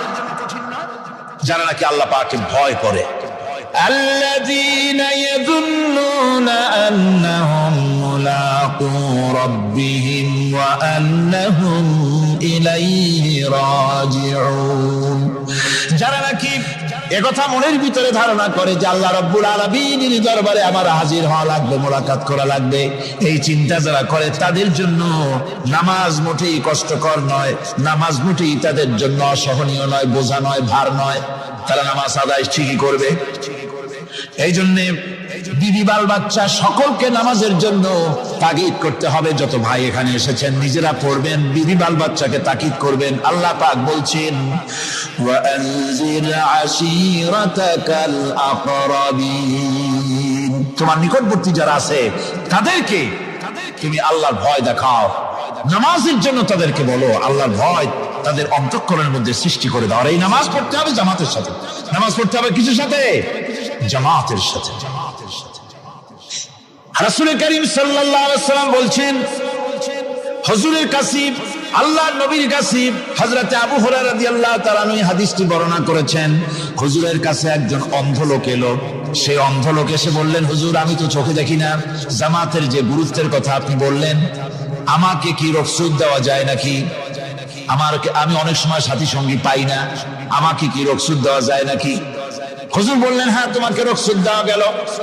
অন্ধ যখন হেঁটে যাচ্ছিলেন নবীজি থেকে আবার ডাকলেন, ডেকে জিজ্ঞেস করলেন, অন্ধ নামাজের মসজিদের আজান কি তোমার কানে যায়? বলে হ্যাঁ আমি আজান শুনি। হুজুর বললেন, আজানের জবাব দিবা, মসজিদে এসে জামাতে নামাজ পড়বা। একজন অন্ধকে রুখসত দেওয়া হয় নাই। মসজিদে আজান শোনার পর ঘরে বসে যদি নামাজ আদায় করেন, নামাজের হক আদায় হবে না। হুজুর সাল্লাল্লাহু আলাইহি ওয়াসাল্লাম বলেছেন, মসজিদে আজান হওয়ার পর যে ব্যক্তি ঘরে বসে নামাজ পড়ে, আমার ইচ্ছা হয় ঘরটা আগুন দিয়ে জ্বালায় দেই। কে বলতেছেন? রাহমাতুল লিল আলামিন বলতেছেন। রাহমাতুল লিল আলামিন বলতেছেন, ঘরের মধ্যে যদি মেয়ে লোক আর বাচ্চারা যদি না থাকতো, তাহলে আমার ইচ্ছা হয় আমি বলি আগুন দিয়ে ঘরটারে জ্বালায় দাও। এই ঘরের মহব্বতেই তো সে বাইর হয় না। নামাজের এত বড় গুরুত্ব দেওয়া হয়েছে। আমার বন্ধুগণ, এই নামাজের জামাতে আল্লাহর নবী জীবনের শেষ নামাজ জামাতে আদায় করেছেন। জীবনের শেষ নামাজটাও জামাতে আদায় করলেন। তখন তার এমন অবস্থা, এত অসুস্থ, দাঁড়াতে পারেন না, হাঁটতে পারেন না। দুইজন সাহাবীর কাঁধের উপরে ভর করে তারপরে বহু কষ্ট করে মসজিদে গিয়ে নামাজ আদায় করেছেন। খুতবা দিয়েছেন। বললেন, খুতবা দিতে গিয়ে বললেন, আজ থেকে মসজিদে নববীর চতুর্দিকের সকলের দরজা বন্ধ হয়ে যাবে, শুধু আবু বকরের দরজাটা খোলা থাকবে। আল্লাহর নবী বললেন, আল্লাহ রাব্বুল আলামিন এই পৃথিবীতে তার এক বান্দাকে জাগতিক সব সম্পদ দিতে চেয়েছিলেন, কিন্তু সে বান্দা সব জাগতিক সম্পদকে উপেক্ষা করে মাবুদের সঙ্গে দেখা করা বেশি জরুরি, বেশি পছন্দ মনে করেছেন। এতটুকুন কথা নবীজি বললেন, কেউ কিছু বুঝলো না। হযরতে আবু বকর রাদিয়াল্লাহু তাআলা আনহু হুজুরের এই কথা শুনে কাঁদতে কাঁদতে তিনি অস্থির হয়ে যাচ্ছেন। সাহাবীরা চিন্তা করলেন, হুজুর কান্না কার কথা বলেছেন, তাতে কান্নার কি আছে? বয়োবৃদ্ধ, জ্ঞান বৃদ্ধ হযরতে আবু বকর রাদিয়াল্লাহু তাআলা আনহু বুঝতে পেরেছেন, এই পৃথিবীর সব সম্পদ তো আল্লাহ হুজুরকেই দিতে চেয়েছিলেন। তিনি সমস্ত সম্পদকে উপেক্ষা করে তার মাবুদের সঙ্গে দেখা করার জন্য প্রস্তুতি নিয়েছেন। তার মানে হলো আল্লাহ নবী বিদায় হয়ে যাবেন, আমরা নবী থেকে এতিম হয়ে যাব। নবীজি ঘরের মধ্যে প্রবেশ করলেন, প্রচন্ড জ্বর এলো। এই প্রচন্ড জ্বর নিয়ে তিনি শুয়ে আছেন, কখনো বেহুশ কখনো হুশ। এর মধ্যে আযান হয়ে গেল। সাহাবীরা বহুক্ষণ অপেক্ষা করে হযরত আবু বকরের ইমামতিতে নামাজ শুরু করলেন। হুজুরের হুশ এলো। প্রশ্ন করলেন, আয়েশা রে, এখন কোন সময়? হযরত আয়েশা বলেন, ইয়া রাসূলুল্লাহ, মসজিদে নববীতে নামাজ শুরু হয়ে গেছে। সাহাবীরা অনেকক্ষণ অপেক্ষা করে আমার বাবার ইমামতিতে নামাজ পড়তেছে সবাই, কিন্তু সাহাবীরা কেঁদে কেঁদে নামাজের মধ্যে কাঁদতে কাঁদতে অস্থির হয়ে যাচ্ছে। তাদের মনে ধারণা হয়েছে নবীজির পেছনে নামাজ পড়ার কিসমত থেকে তারা মাহরুম হয়ে গেল। নবীজি বলেন, আয়েশা দরজা খুলে দাও আর আমার মাথাটা একটু উঁচু করে ধরো, আমি একটু নামাজের দৃশ্যটা দেখি। দরজা খুলে দেওয়া হলো, নবীজির মাথা উঁচু করে ধরা হলো। নামাজের জামাতের দৃশ্য দেখে নবীজি আবার শুয়ে পড়লেন। হযরত আয়েশা লক্ষ্য করে দেখেন নবীজির দুই চোখের কোনা দিয়া পানি পড়তেছে। মা আয়েশা জিজ্ঞেস করেন, ইয়া রাসূলুল্লাহ, নামাজের দৃশ্য দেখে চোখে কেন পানি এলো? হুজুর বলেন, আয়েশা রে, এটা কোনো দুঃখের পানি নয়, এটা তৃপ্তির পানি। এই যে জামাত নামাজ পড়তেছে লোকেরা, এই জামাত কায়েমের জন্য তায়েফের ময়দানে অনেক রক্ত আমার ঝরেছে। উহুদের ময়দানে দামদার মুবারক শহীদ হয়েছে, সাহাবায়ে কেরাম জীবন দিয়েছে। এই যে জামাত আমি দেখতে পেলাম, ভবিষ্যতের একটা ছবি যেন চোখে ধরা পড়লো। আমার মনে হলো কিয়ামত পর্যন্ত এই পৃথিবীতে আমার যত উম্মত আসবে তারা এইভাবে করে জামাতে নামাজ আদায় করবে। নবীজি মাথার কাছে মালাকুল মউত যখন এসে গেছেন, আমার ভাইরা, এই পৃথিবীতে যত নবীরা এসেছিলেন মৃত্যুর সময় সমস্ত নবীরা শেষ কথা যেটা বলেছেন, হাদিস, সমস্ত নবীরা উম্মতের জন্য মৃত্যুর মুহূর্তে শেষ কথা যেটা বলেছেন সেটা হলো আসসালাত, আসসালাত, নামাজ, নামাজ। আমার নবী যখন বিদায় হয়ে যান, বিদায় মুহূর্তে মেয়ের কথা বললেন না, কলিজার টুকরা নাতির কথা বললেন না, জামাইয়ের কথা বললেন না, স্ত্রীর কথা বললেন না, মৃত্যুর সময় শেষ কথা বললেন আসসালাত, আসসালাত ওয়া মা মালাকাত আইমানুকুম, নামাজ, নামাজ, আমার উম্মতেরা নামাজ, আমার উম্মতেরা নামাজ ছেড়ে দিও না, নামাজ। যে নবী উম্মতের জন্য এত কাঁদলেন, নামাজের জন্য এত কথা বলে গেলেন, আল্লাহ রাব্বুল আলামিন নামাজের জন্য এত নির্দেশ করলেন, নবীজি ইন্তেকালের সময় নামাজের কথা বলে দিলেন, সেই মুসলমান আজ নামাজ আদায় করে না, নামাজ পড়ে তো নামাজ শুদ্ধ হয় না। হযরত হুযায়ফা রাদিয়াল্লাহু তাআলা আনহু তিনি একবার ইয়েমেন সফর করেছিলেন, এক মসজিদে নামাজ পড়লেন, একজনকে তিনি নামাজ পড়তে দেখলেন, নামাজ পড়তে দেখে তিনি অপেক্ষা করলেন, লোকটার নামাজ হয়ে যাওয়ার পর তিনি প্রশ্ন করলেন, আল্লাহর বান্দা, তুমি কতদিন এরকমের নামাজ পড়তেছো? তিনি বললেন, প্রায় 40 বছর তো হবে আমি এরকম নামাজ পড়তেছি। হযরত হুযায়ফা বলেন, তুমি কি আমারে চেনো? কয়, না, চিনি না। হযরত হুযায়ফা বললেন, আল্লাহর বান্দা শোনো, আমি হচ্ছি আল্লাহর নবী মুহাম্মদুর রাসূলুল্লাহ সাল্লাল্লাহু আলাইহি সাল্লামের সাহাবী হুযায়ফা। ও আল্লাহর বান্দা, তুমি যেভাবে নামাজ পড়েছো এইরকম যদি 40 বছর নামাজ পড়ে থাকো, আল্লাহর কসম করে বলি, নবীজি যে নামাজ শিখাইছেন তোমার সে নামাজ হয় নাই, রাসূলুল্লাহ নামাজ হয় নাই। নামাজ পড়লেই হবে না, রাসূলুল্লাহ বলেছেন, সাল্লু কামা রাআইতুমুনি উসাল্লি, নামাজ পড়ো সেইভাবে যেভাবে আমারে পড়তে দেখো। বিশ্বাস করুন ভাইরা, নামাজ যদি না হয়, হরতাল করিয়া, মিছিল করিয়া, বিক্ষোভ করিয়া, যে কোনো আন্দোলন করে ইসলামকে বিজয়ী করা যাবে না যতক্ষণ পর্যন্ত নামাজ সহি না হবে। নামাজ হচ্ছে ফাউন্ডেশন, নামাজ নাই কিচ্ছু নাই। ঠিকঠাক করে 2টা সেজদা দিয়ে উঠে যাবেন, আপনার ইসলামী আন্দোলনের 4 পয়সার দাম নাই। নামাজ আগে, জিহাদের ময়দানেও নামাজ, যেখানে আছেন ওখানেই নামাজ পড়তে হবে, আর তা পড়তে হবে আদবের সাথে, মুহাব্বতের সাথে, অন্তত 1 তাসবিহ পরিমাণ তো বটেই। যদি তা না হয়, রুকুর থেকে দাঁড়ালেন, সেজদায় চলে গেলেন, ওয়াজিব তরক হলো, সেজদা দিলেন না, নামাজ ফাসিদ হয়ে গেল, নষ্ট হয়ে গেল নামাজ। এটা পাগলামি না, নামাজ সহিভাবে আদায় করতে হবে। নামাজ থেকে দাঁড়াবেন, রুকুর থেকে দাঁড়ায় গেলেন, বলবেন রব্বানা লাকাল হামদ, কোন রব্বানা লাকাল হামদ হামদান কাসীরান তাইয়িবান মুবারাকান ফীহি। একজন সাহাবী এই দোয়াটা পড়ছিলেন। নামাজ শেষ করে আল্লাহর নবী প্রশ্ন করলেন, নামাজের ভিতরে অতিরিক্ত এই কথাগুলি কে বলেছো? সাহাবী ভয় পেয়ে গেলেন, ভয় ভয় তিনি বললেন, হুজুর আমি বলেছি। হুজুর বললেন, তুমি জানো না আমি নবী, তুমি নবী না, আমি যা দেখি তুমি দেখতে পাও না। তুমি যখন এই দোয়াটা করতেছিলেন আমি লক্ষ্য করেছিলাম আল্লাহর রহমতে ফেরেশতারা প্রতিযোগিতা করতেছিল তোমার আমল নামায় কে কত বেশি নেকি লিখবে। রুকুতে দাঁড়ায়া এটা পড়বেন, সেজদায় চলে যাবেন, দুই সেজদার মাঝখানে ততক্ষণ বসে থাকবেন যতক্ষণ একটা সেজদার ভিতরে ছিলেন। পড়বেন আল্লাহুম্মা গফিরলি ওয়ারহামনি ওয়াহদিনি ওয়াআফিনি ওয়ারযুকনি। নামাজের মধ্যে দোয়া করতেছে, আল্লাহ আমারে ক্ষমা করে দাও। এসব দোয়া সব হুজুরে, আমাকে ক্ষমা করো, আমাকে হেদায়েত দাও, আমাকে সুস্থ করো, আমাকে রহম করো, আমাকে রিজিক দাও। সুবহানাল্লাহ। নামাজের ভিতরে দোয়া কবুলের সময়, নামাজের সেজদার ভিতরে দোয়া কবুল হয়। এইভাবে করে রাসূল করিম সাল্লাল্লাহু আলাইহি ওয়াসাল্লামের নামাজটা কেমন হাক্কানি উলামাদের কাছ থেকে জেনে নেবেন। যেহেতু হুজুর বলেছেন সাল্লু কামা রাআইতুমুনি উসাল্লি, নামাজ পড়ো সেইভাবে যেভাবে আমাকে পড়তে দেখো। নামাজের ভিতরে একাগ্রতা লাগবে, ভালোবাসা লাগবে, ভয় লাগবে, মুহাব্বত লাগবে। পরিপূর্ণ সময় নিয়ে শান্তিপূর্ণভাবে নামাজ পড়তে হবে। আর যত তাড়াহুড়া সব হচ্ছে নামাজের মধ্যে, ঠিক কিনা ভাইরা?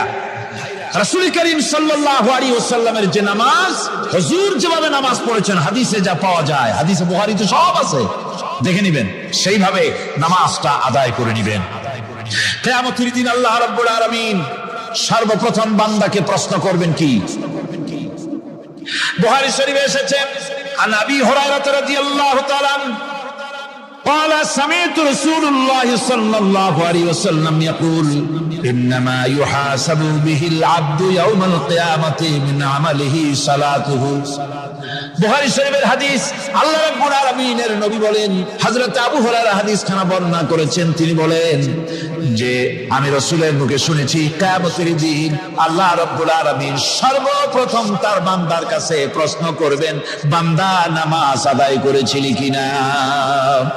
নামাজ সর্বপ্রথম প্রশ্ন। যেরকম সর্বপ্রথম প্রশ্নটা কি? নামাজ। এই নামাজ আপনার বাচ্চাদেরকে যখন 7 বছর বয়স হবে নামাজের হুকুম করবেন। 10 বছরে নামাজ না পড়লে প্রহার করতে বলা হয়েছে। নামাজের জন্য কড়াকড়ি করতে হবে। পুরুষ নারী মেয়েদের মাসের ভিতরে কখনো কখনো তাদের যে সমস্ত মাসলা মাসাইল আছে সেই অনুযায়ী কখনো তাদের ক্ষমা আছে, বাকি তাদের নামাজ পড়তে হবে। আর পুরুষের জন্য পাগল হয়ে যাওয়া, বেহুশ হয়ে যাওয়া ছাড়া নামাজ মাপ নাই, নামাজ পড়তেই হবে। এই যে নামাজ না হলে ঈমান থাকবে না, ঈমান নষ্ট হবে, কিয়ামতে জাহান্নামে যাওয়া লাগবে।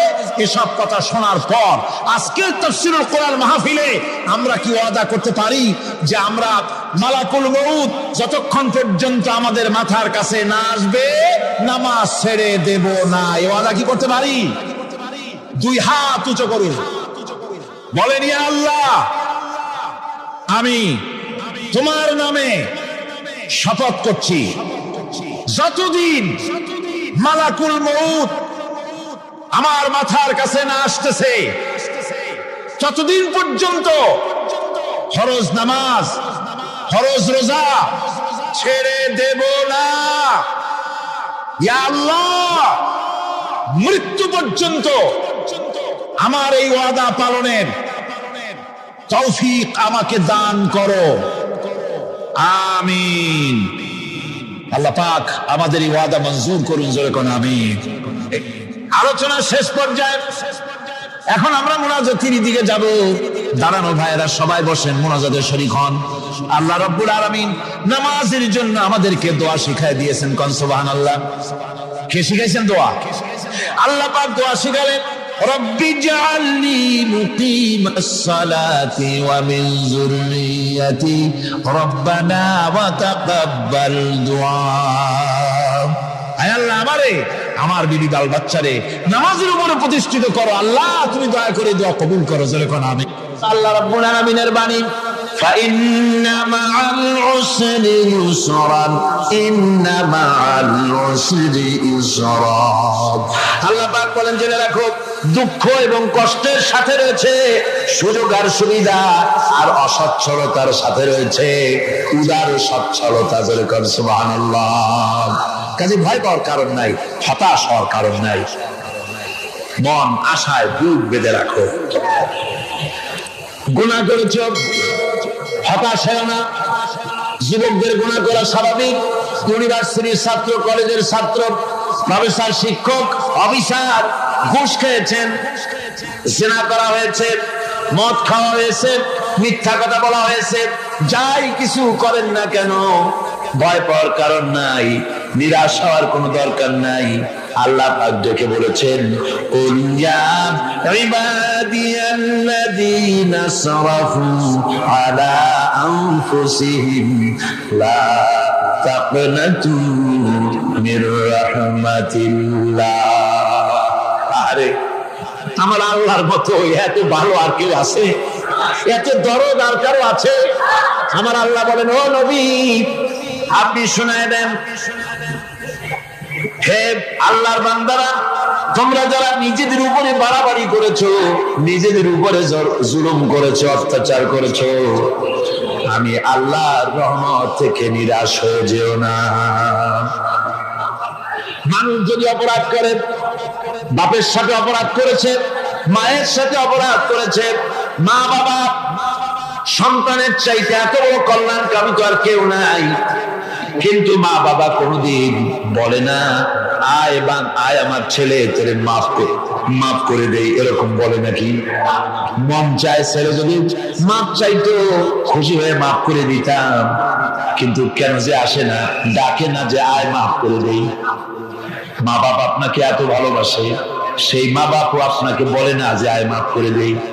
আমার আল্লাহ হচ্ছেন এমন আল্লাহ, আল্লাহ রাব্বুল আলামিন ডাকেন, এ বান্দা খুন করেছিস ফিরে আয়, জিনা করেছিস ফিরে আয়, হত্যা করেছিস ফিরে আয়, চুরি করেছিস ফিরে আয়, কুফরি করেছিস ফিরে আয়, সুদ খেয়েছিস, ঘুষ খেয়েছিস, মদ খেয়েছিস ফিরে আয়, এসে আমার দরবারে চোখের পানি ফেল, আমার দরবারে কাঁদাকাটি কর। ইন্নাল্লাহ ইয়াগফিরুয যুনুবা জামিআ ইন্নাহু হুয়াল গফুরুর রহিম। আমার দরবারে চোখের পানি ফেলে কান, আমি রব্বুল আলামিন জিন্দেগীর গুনাহ মাফ করে দেব। সুবহানাল্লাহ, সুবহানাল্লাহ। আমার কাছে কান, চোখের পানি ঢাল।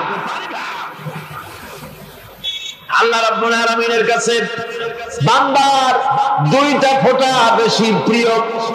একটা হলো জিহাদের ময়দানে যে রক্ত ফোঁটা দেওয়া হয়, এটা আল্লাহর কাছে প্রিয়। আর আল্লাহর ভয়তে গুনাহের জন্য লজ্জা করে, অনুশোচনা করে বান্দা যখন চোখের পানি ছেড়ে দেয়, আল্লাহর কাছে এটা অত্যন্ত প্রিয়।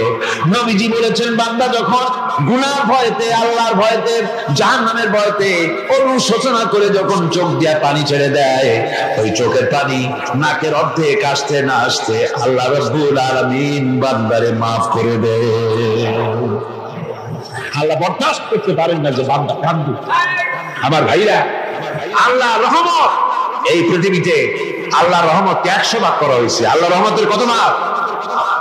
এই 100 ভাগের 1 ভাগ সারা পৃথিবীতে ছড়াই দেওয়া হয়েছে। আর 99 ভাগ কার কাছে? আল্লাহর কাছে। একটা ভাগ দুনিয়া ছাড়ানো হয়েছে আদম আলাইহিস সালাম থেকে নিয়ে এই পর্যন্ত, এখান থেকে নিয়ে কিয়ামত পর্যন্ত পৃথিবীতে যত মানুষ আসবে, যত প্রাণী আসবে, তাদের মধ্যে প্রাণী জগত গাভী তার বাছুরকে ভালোবাসে ঠিক কিনা, হাতি তার বাচ্চাকে ভালোবাসে ঠিক কিনা, মুরগি তার বাচ্চাকে ভালোবাসে কিনা, প্রত্যেক মাই তার সন্তানকে ভালোবাসে মানুষের মতো। এই ভালোবাসা, স্নেহ, এই মমতা, এই করুণা, এই মহব্বত একটা ভাগ দুনিয়ায় দেওয়ার পর আপনি আর আমি যতটুকুন ভাগে পেয়েছি, সেই মহব্বতে, স্ত্রীর মহব্বতে অস্থির, মায়ের মহব্বতে অস্থির, সন্তানের মহব্বতে অস্থির। এখন চিন্তা করেন, একটা ভাগ সারা পৃথিবীতে বিতরণ করার পর যেটুক পেয়েছি, তাতে যদি এত মহব্বত হয়, তাহলে এর 99 ভাগ মহব্বত যে আল্লাহর কাছে জমা আছে, এই বান্দার জন্য তার কত মহব্বত, এই বান্দার জন্য কত করুণা, কত মহব্বত, কত দয়া। এই জন্য আল্লাহ রাব্বুল আলামিন বলেছেন, নাব্বি ইবাদি আন্নী আনাল গফুরুর রহিম। আমার নবী সুসংবাদ দিয়ে দাও, বান্দাদেরকে শোনায় দাও যে আমি আল্লাহ তাআলা ক্ষমাশীল আর দয়াবান। হুজুর কাঁদতেছিলেন, হযরত ওমর রাদিয়াল্লাহু তাআলা আনহু এসে দেখেন হুজুর একা কাঁদতেছে। হুজুর জিজ্ঞেস করছেন, হযরত ওমর জিজ্ঞেস করলেন, হুজুর আপনি কাঁদেন কেন? একা একা। হযরত ওমর বলেন, আমি যখন প্রশ্ন করলাম নবীজি বললেন, আমার কাছে কিছু আগে জিবরাইল এসেছিলেন। জিবরাইল এসে আমাকে বললেন, আল্লাহ পাক বলেছেন, হে আমার নবী, ইসলামের ভিতরে থেকে যে সমস্ত মানুষগুলো ইসলামের ভিতরে থেকে চুল আর দাড়ি পাকায় দিছে, কিয়ামতের দিন এই লোকগুলোরে আমি শাস্তি দিতে আমার শরম হবে। হযরত ওমর বলেন, হুজুর উম্মতের জন্য কত বড় খুশ খবর এটা, আর আপনি কাঁদতেছেন। হুজুর বলেন, ওমর তুমি জানো না আমার কান্নার কারণ ভিন্ন। আমার কান্নার কারণ হলো যে আল্লাহ রাব্বুল আলামিন কিয়ামতের দিন দাড়ি চুল পাকা বান্দারে শাস্তি দিতে শরম করবেন। সেই দাড়ি চুল পাকা বান্দাগুলি আল্লাহর সাথে নাফরমানি করতে শরম করে না। আমি এই লজ্জায় কাঁদতেছি। ভাইরা, হুজুর আল্লাহ পাক বলেন, আমার নবী, রাতের আধারে যখন একটা বুড়া আমার দরবারে হাত উঁচু করে, একটা বুড়া মানুষ রাতের আধারে যখন আমার দরবারে হাত উঁচু করে আর যখন বলতে থাকে, রব্বুল আলামিন আমার পেছনের জীবনটা বড় খারাপ করেছি, এমন কোন কাজ জীবনে করি নাই যা তোমার কাছে কিছু দাবি করতে পারি, সব রকমের নাফরমানি করেছি, আজ আমি বুড়া হয়ে গেছি, কামাই করতে পারি না, ছেলে আমাকে চোখে দেখতে পারে না, পুত্রবধূ আমাকে ঘরে জায়গা দেয় না, আমার স্ত্রী আমাকে দেখতে পারে না, রোজগার করতে পারি না, হাঁটতে পারি না, চলতে পারি না, সবার কাছে আমি পিতা হয়ে গেছি, আমি দাঁড়াতে পারি না, কোমরে ব্যথা পাই, হাঁটুতে ব্যথা পাই, চলতে পারি না, কানে শুনতে পাই না, চোখে দেখতে পারি না, আর তোমার কাছে কিছু চাইয়া নেব এমন ভালো কাজও করি নাই। এইভাবে যখন বান্দা কাঁদতে থাকে আমার দরবারে, ও আমার হাবিব আমার রহমতের দরিয়ায় জোশ মেরে যায়, আমার শরম হয় এই বুড়াটারে কেমনে খালি হাতে ফিরাইয়া দেই। সুবহানাল্লাহ, সুবহানাল্লাহ। আমার আল্লাহর এত দয়া, আমার আল্লাহর এত মায়া, এত মহব্বত। আমার আল্লাহ রাব্বুল আলামিন বলেন, وَإِذَا سَأَلَكَ عِبَادِي عَنِّي فَإِنِّي قَرِيبٌ। আমার হাবিব, আমার বান্দা আমার ব্যাপারে প্রশ্ন করে, আমি বান্দার একদম নিকটে। কোরআন শরীফের ভিতরে যত জায়গায় রাসূলকে বলা হয়েছে সুয়ালের কথা, আপনাকে প্রশ্ন করা হয়, আল্লাহ তার জবাব কুল এই কথা বলে জবাব দিয়েছেন। যত জায়গায় সুয়াল এসেছে, যেমন কোরআনে কারীমের মধ্যে আল্লাহ পাক বলেন, ওয়ায়াসআলুনাকা আনিল মাহিদ, মেয়েদের হায়েজ সম্পর্কে জিজ্ঞাসা করা হয়, কুল হিয়া আযা, হে নবী আপনি বলুন। এভাবে করে কুল দিয়ে জবাব দেওয়া হচ্ছে। আবার প্রশ্ন করা হচ্ছে, ওয়ায়াসআলুনাকা আনিল আনফাল, এই গনিমতের মাল সম্পর্কে হুজুর আপনাকে, হে নবী আপনাকে প্রশ্ন করা হয়। আল্লাহ কুল দিয়ে জবাব দিলেন। আল্লাহ বলেন আপনি বলেন। ওয়ায়াসআলুনাকা আনিল খামরি ওয়াল মাইসির, আল্লাহ পাক বলেন নবী আপনারে প্রশ্ন করা হয়, কুল ফীহিমা ইসমুন কাবীর, আল্লাহ কুল দিয়া বললেন তুমি বলো।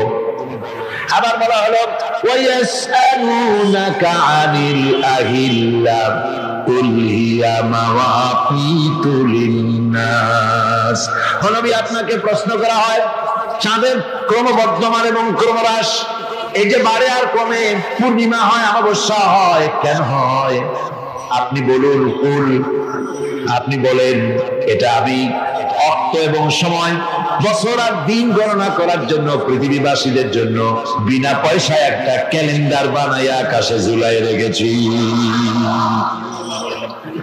এভাবে যত জায়গায় এসেছে আপনাকে প্রশ্ন করা হয়, তত জায়গায় আল্লাহ জবাব দিয়েছেন কুল আপনি বলেন। গোটা কোরআন শরীফের ভিতরে এই একটি মাত্র জায়গা যেখানে বলা হয়েছে আপনাকে প্রশ্ন করা হয়, আল্লাহ এখানে বলতে পারতেন কুল আপনি বলেন, আল্লাহ তোমাদের নিকটবর্তী, এভাবে জবাব হয় না। এটা কায়দাটা হলো এই, আল্লাহ বলতেছেন ওয়াইজা সালাকা ইবাদি, ও আমার নবী প্রশ্ন তো আমার বান্দারা আমার ব্যাপারে করেছে, এবার আপনার জবাবের কোনো দরকার নাই। প্রশ্ন আমার ব্যাপারে, আমি নিজে জবাব দিয়ে দেই। ফাইন্নী কারীব। এ বান্দা, আমার ব্যাপারে প্রশ্ন করেছিস, জবাব আমি দেই। আমি তোর সবচাইতে বেশি নিকটে। সুবহানাল্লাহ। কত নিকটে? وَنَحْنُ أَقْرَبُ إِلَيْهِ مِنْ حَبْلِ الْوَرِيدِ। তোর যে রব, এই সাহারাদের চাইতেও আমি তোর বেশি কাছে। সুবহানাল্লাহ। আমারে ডাক, আমারে ডাক, কলিজা দিয়া ডাক, অন্তর দিয়ে ডাক। মনের থেকে মানুষ যদি ডাকে, মুখের ডাক আর মনের ডাক এক জিনিস নয়। दिल से जुबान से निकलती है, असर रखती है, पर नहीं मगर ताकते परवाज रखती है। दिल থেকে যে কথা বেরোয় তা প্রভাব বিস্তার করে, দাম নাই, কিন্তু ওড়ার ক্ষমতা রাখে। মনের কথাই ভিন্ন। মন থেকে, দিল থেকে, কলিজা থেকে, অন্তরের গভীর কন্দর থেকে মুহাব্বতের সাথে কেউ যদি একবার বলে আল্লাহ, বলেন আল্লাহ, আল্লাহ, আল্লাহ, আল্লাহ রাব্বুল আলামিন বলেন, অন্তরের অন্তঃস্থল থেকে একটি বার যদি বান্দা বলেন আল্লাহ, আল্লাহ বলেন 70 বার সাড়া দিয়া জিজ্ঞেস করি, বান্দা কি চাও, আমি তোমার কাছে আছি। সুবহানাল্লাহ। আমি তোর একদম কাছে, কি চাস বল, বল আমার কাছে। এমন দয়াবান, এমন মেহেরবান, এমন আল্লাহ আমাদের। সে আল্লাহ রাব্বুল আলামিন তিনি বলছেন, وَقَالَ رَبُّكُمُ ادْعُونِي أَسْتَجِبْ لَكُمْ। তোমাদের রব বলেছেন আমারে ডাকো, আমি আল্লাহ ডাকের সাড়া দিয়া দেব। সুবহানাল্লাহ। কারে ডাকতে হবে? কারে ডাকতে হবে?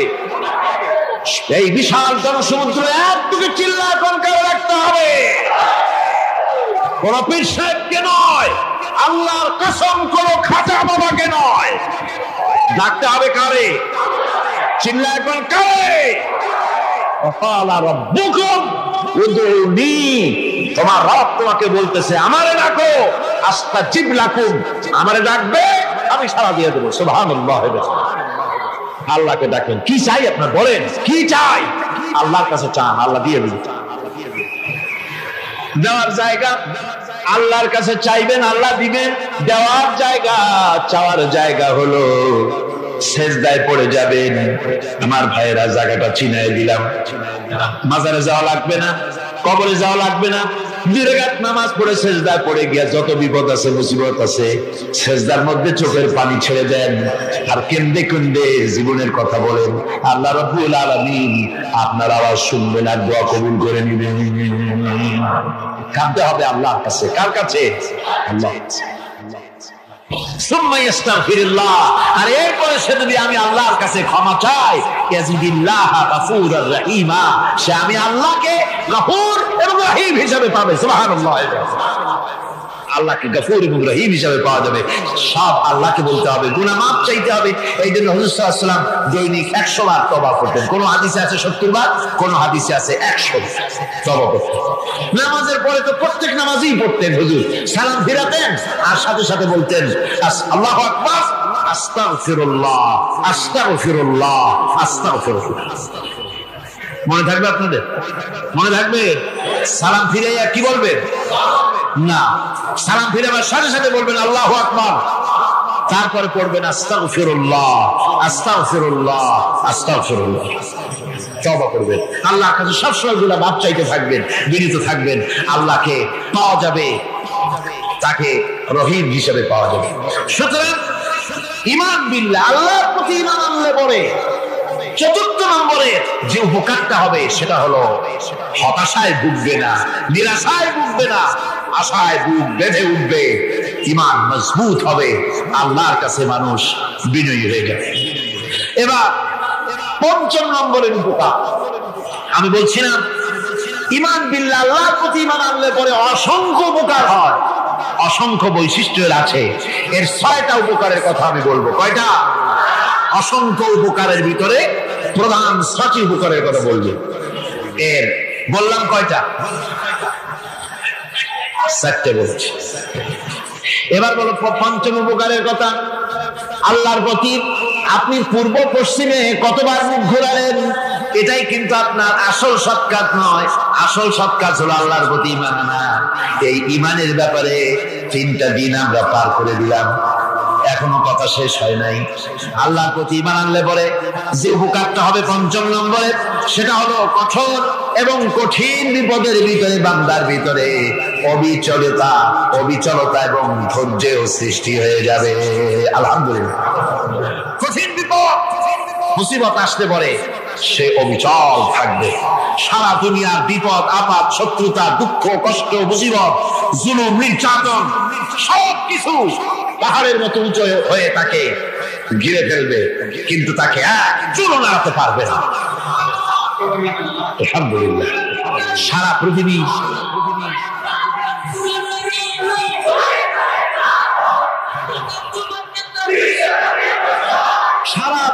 একদিকে আর সে একা একদিকে থাকবে।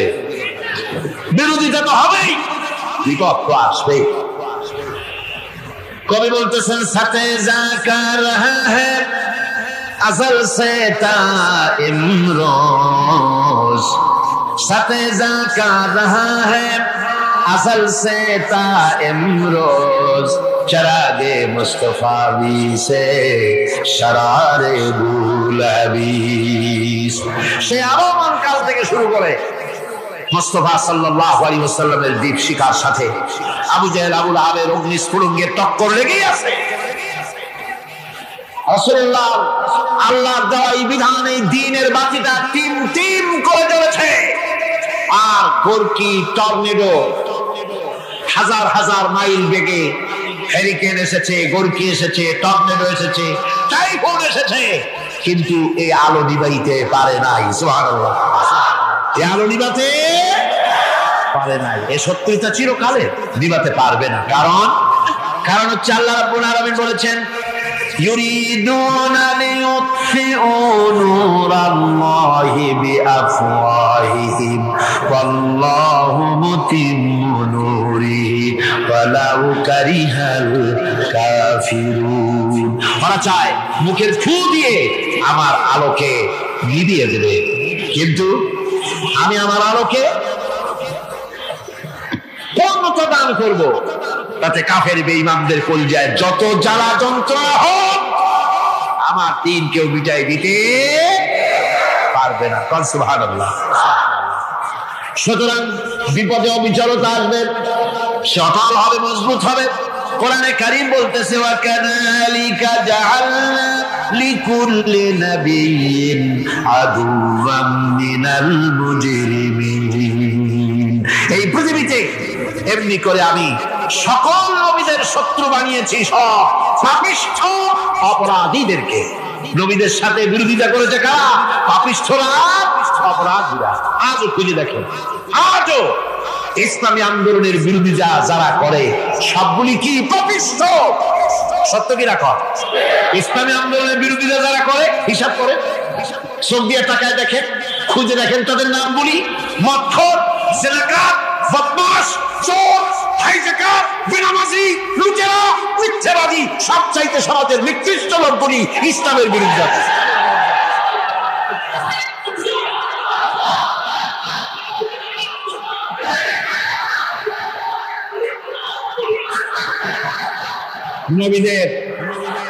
নবীদের শত্রু আল্লাহ বলেন সব যুগে নবীদের সাথে শত্রুতা করেছে পাপিষ্ঠরা।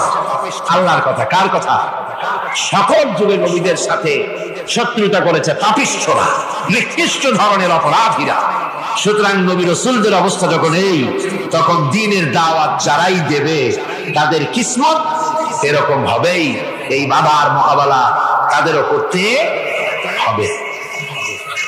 এই যে বাবাটা আসে, এই যে মারে, অপরাধ কি এই যে তারা চোর বা ডাকাত যাদের মারা হয়? আল্লাহ রাব্বুল আলামিন বলেন অপরাধ হলো ওয়ামা নাকামু মিনহুম ইল্লা আইয়ুমিনু বিল্লাহিল আজিজিল হামিদ। অপরাধ হচ্ছে ঈমানদার লোকদের উপরে নির্যাতন চালিয়েছে, অন্য কোনো কারণে নয়, কারণ একটাই, তারা আল্লাহর জমিনে আল্লাহ দ্বীন প্রতিষ্ঠা করতে চেয়েছে, আর কোনো অপরাধ না। জমিন আল্লাহর, জমিন কার? এই বিশাল জনসমুদ্র গর্জে উঠুন এক চোখে বলুন, জমিন কার? আইন চলবে কার? এখানেই সংঘর্ষ বেঁধেছে আবহমান কাল ধরে। মানুষ অত্যাচারিত হয়েছে, সাহাবায়ে কেরাম অত্যাচারিত হয়েছেন। বুখারী শরীফের হাদিসে এসেছে রাসূল করিম সাল্লাল্লাহু আলাইহি ওয়াসাল্লামের কাছে হযরতে খাব্বাব গিয়ে উপস্থিত হয়েছিলেন। হযরতে খাব্বাব বলেন, হাদিসটা এভাবে লেখা হয়েছে বুখারীতে, ওয়ান খাব্বাব বিন আলিদ রাদিয়াল্লাহু তাআলা আনহু قال شكونا إلى رسول الله صلى الله عليه وسلم وهو متوسد بردة له في ظل الكعبة। রাসূলুল্লাহর কাছে গেলাম, কাবা শরীফের কাছে গিয়ে দেখি নবীজি একটা চাদর গায়ে দিয়ে তিনি আরাম ফরমাচ্ছিলেন কাবা শরীফের ছায়ায়। সেখানে গিয়ে বললাম, আলা তাস্তানসিরু লানা আলা তাদউ লানা ইয়া রাসূলুল্লাহ, হে আল্লাহর রাসূল, আপনি কি আমাদের জন্য আল্লাহর কাছে দোয়া চাইবেন না? আপনি কি আল্লাহর কাছে আমাদের জন্য সাহায্য চাইবেন না? আমাদের লোকগুলিকে, মুসলমানগুলিকে মারতে মারতে তো শেষ করে ফেলে দিল।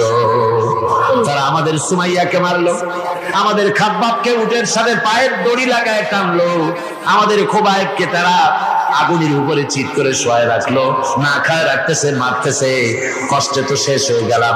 হুজুর, আপনি কি আমাদের জন্য দোয়া করবেন না? হাদিস শরীফে এসেছে, নবীজি উঠে বসলেন সোজা হয়ে।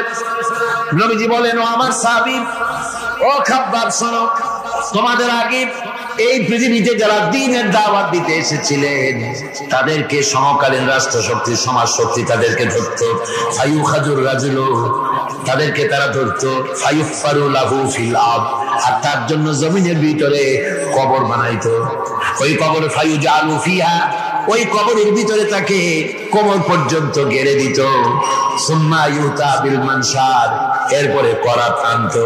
ফায়ুদাউ আলা রাসিহি, এরপরে ওই করাত তার মাথার উপরে রাখতো। ফায়ুজালু নিসফাইন, এরপরে করাত দিয়া চিরে জীবিত মানুষটারে দ্বিখণ্ডিত করে ফেলে দিত।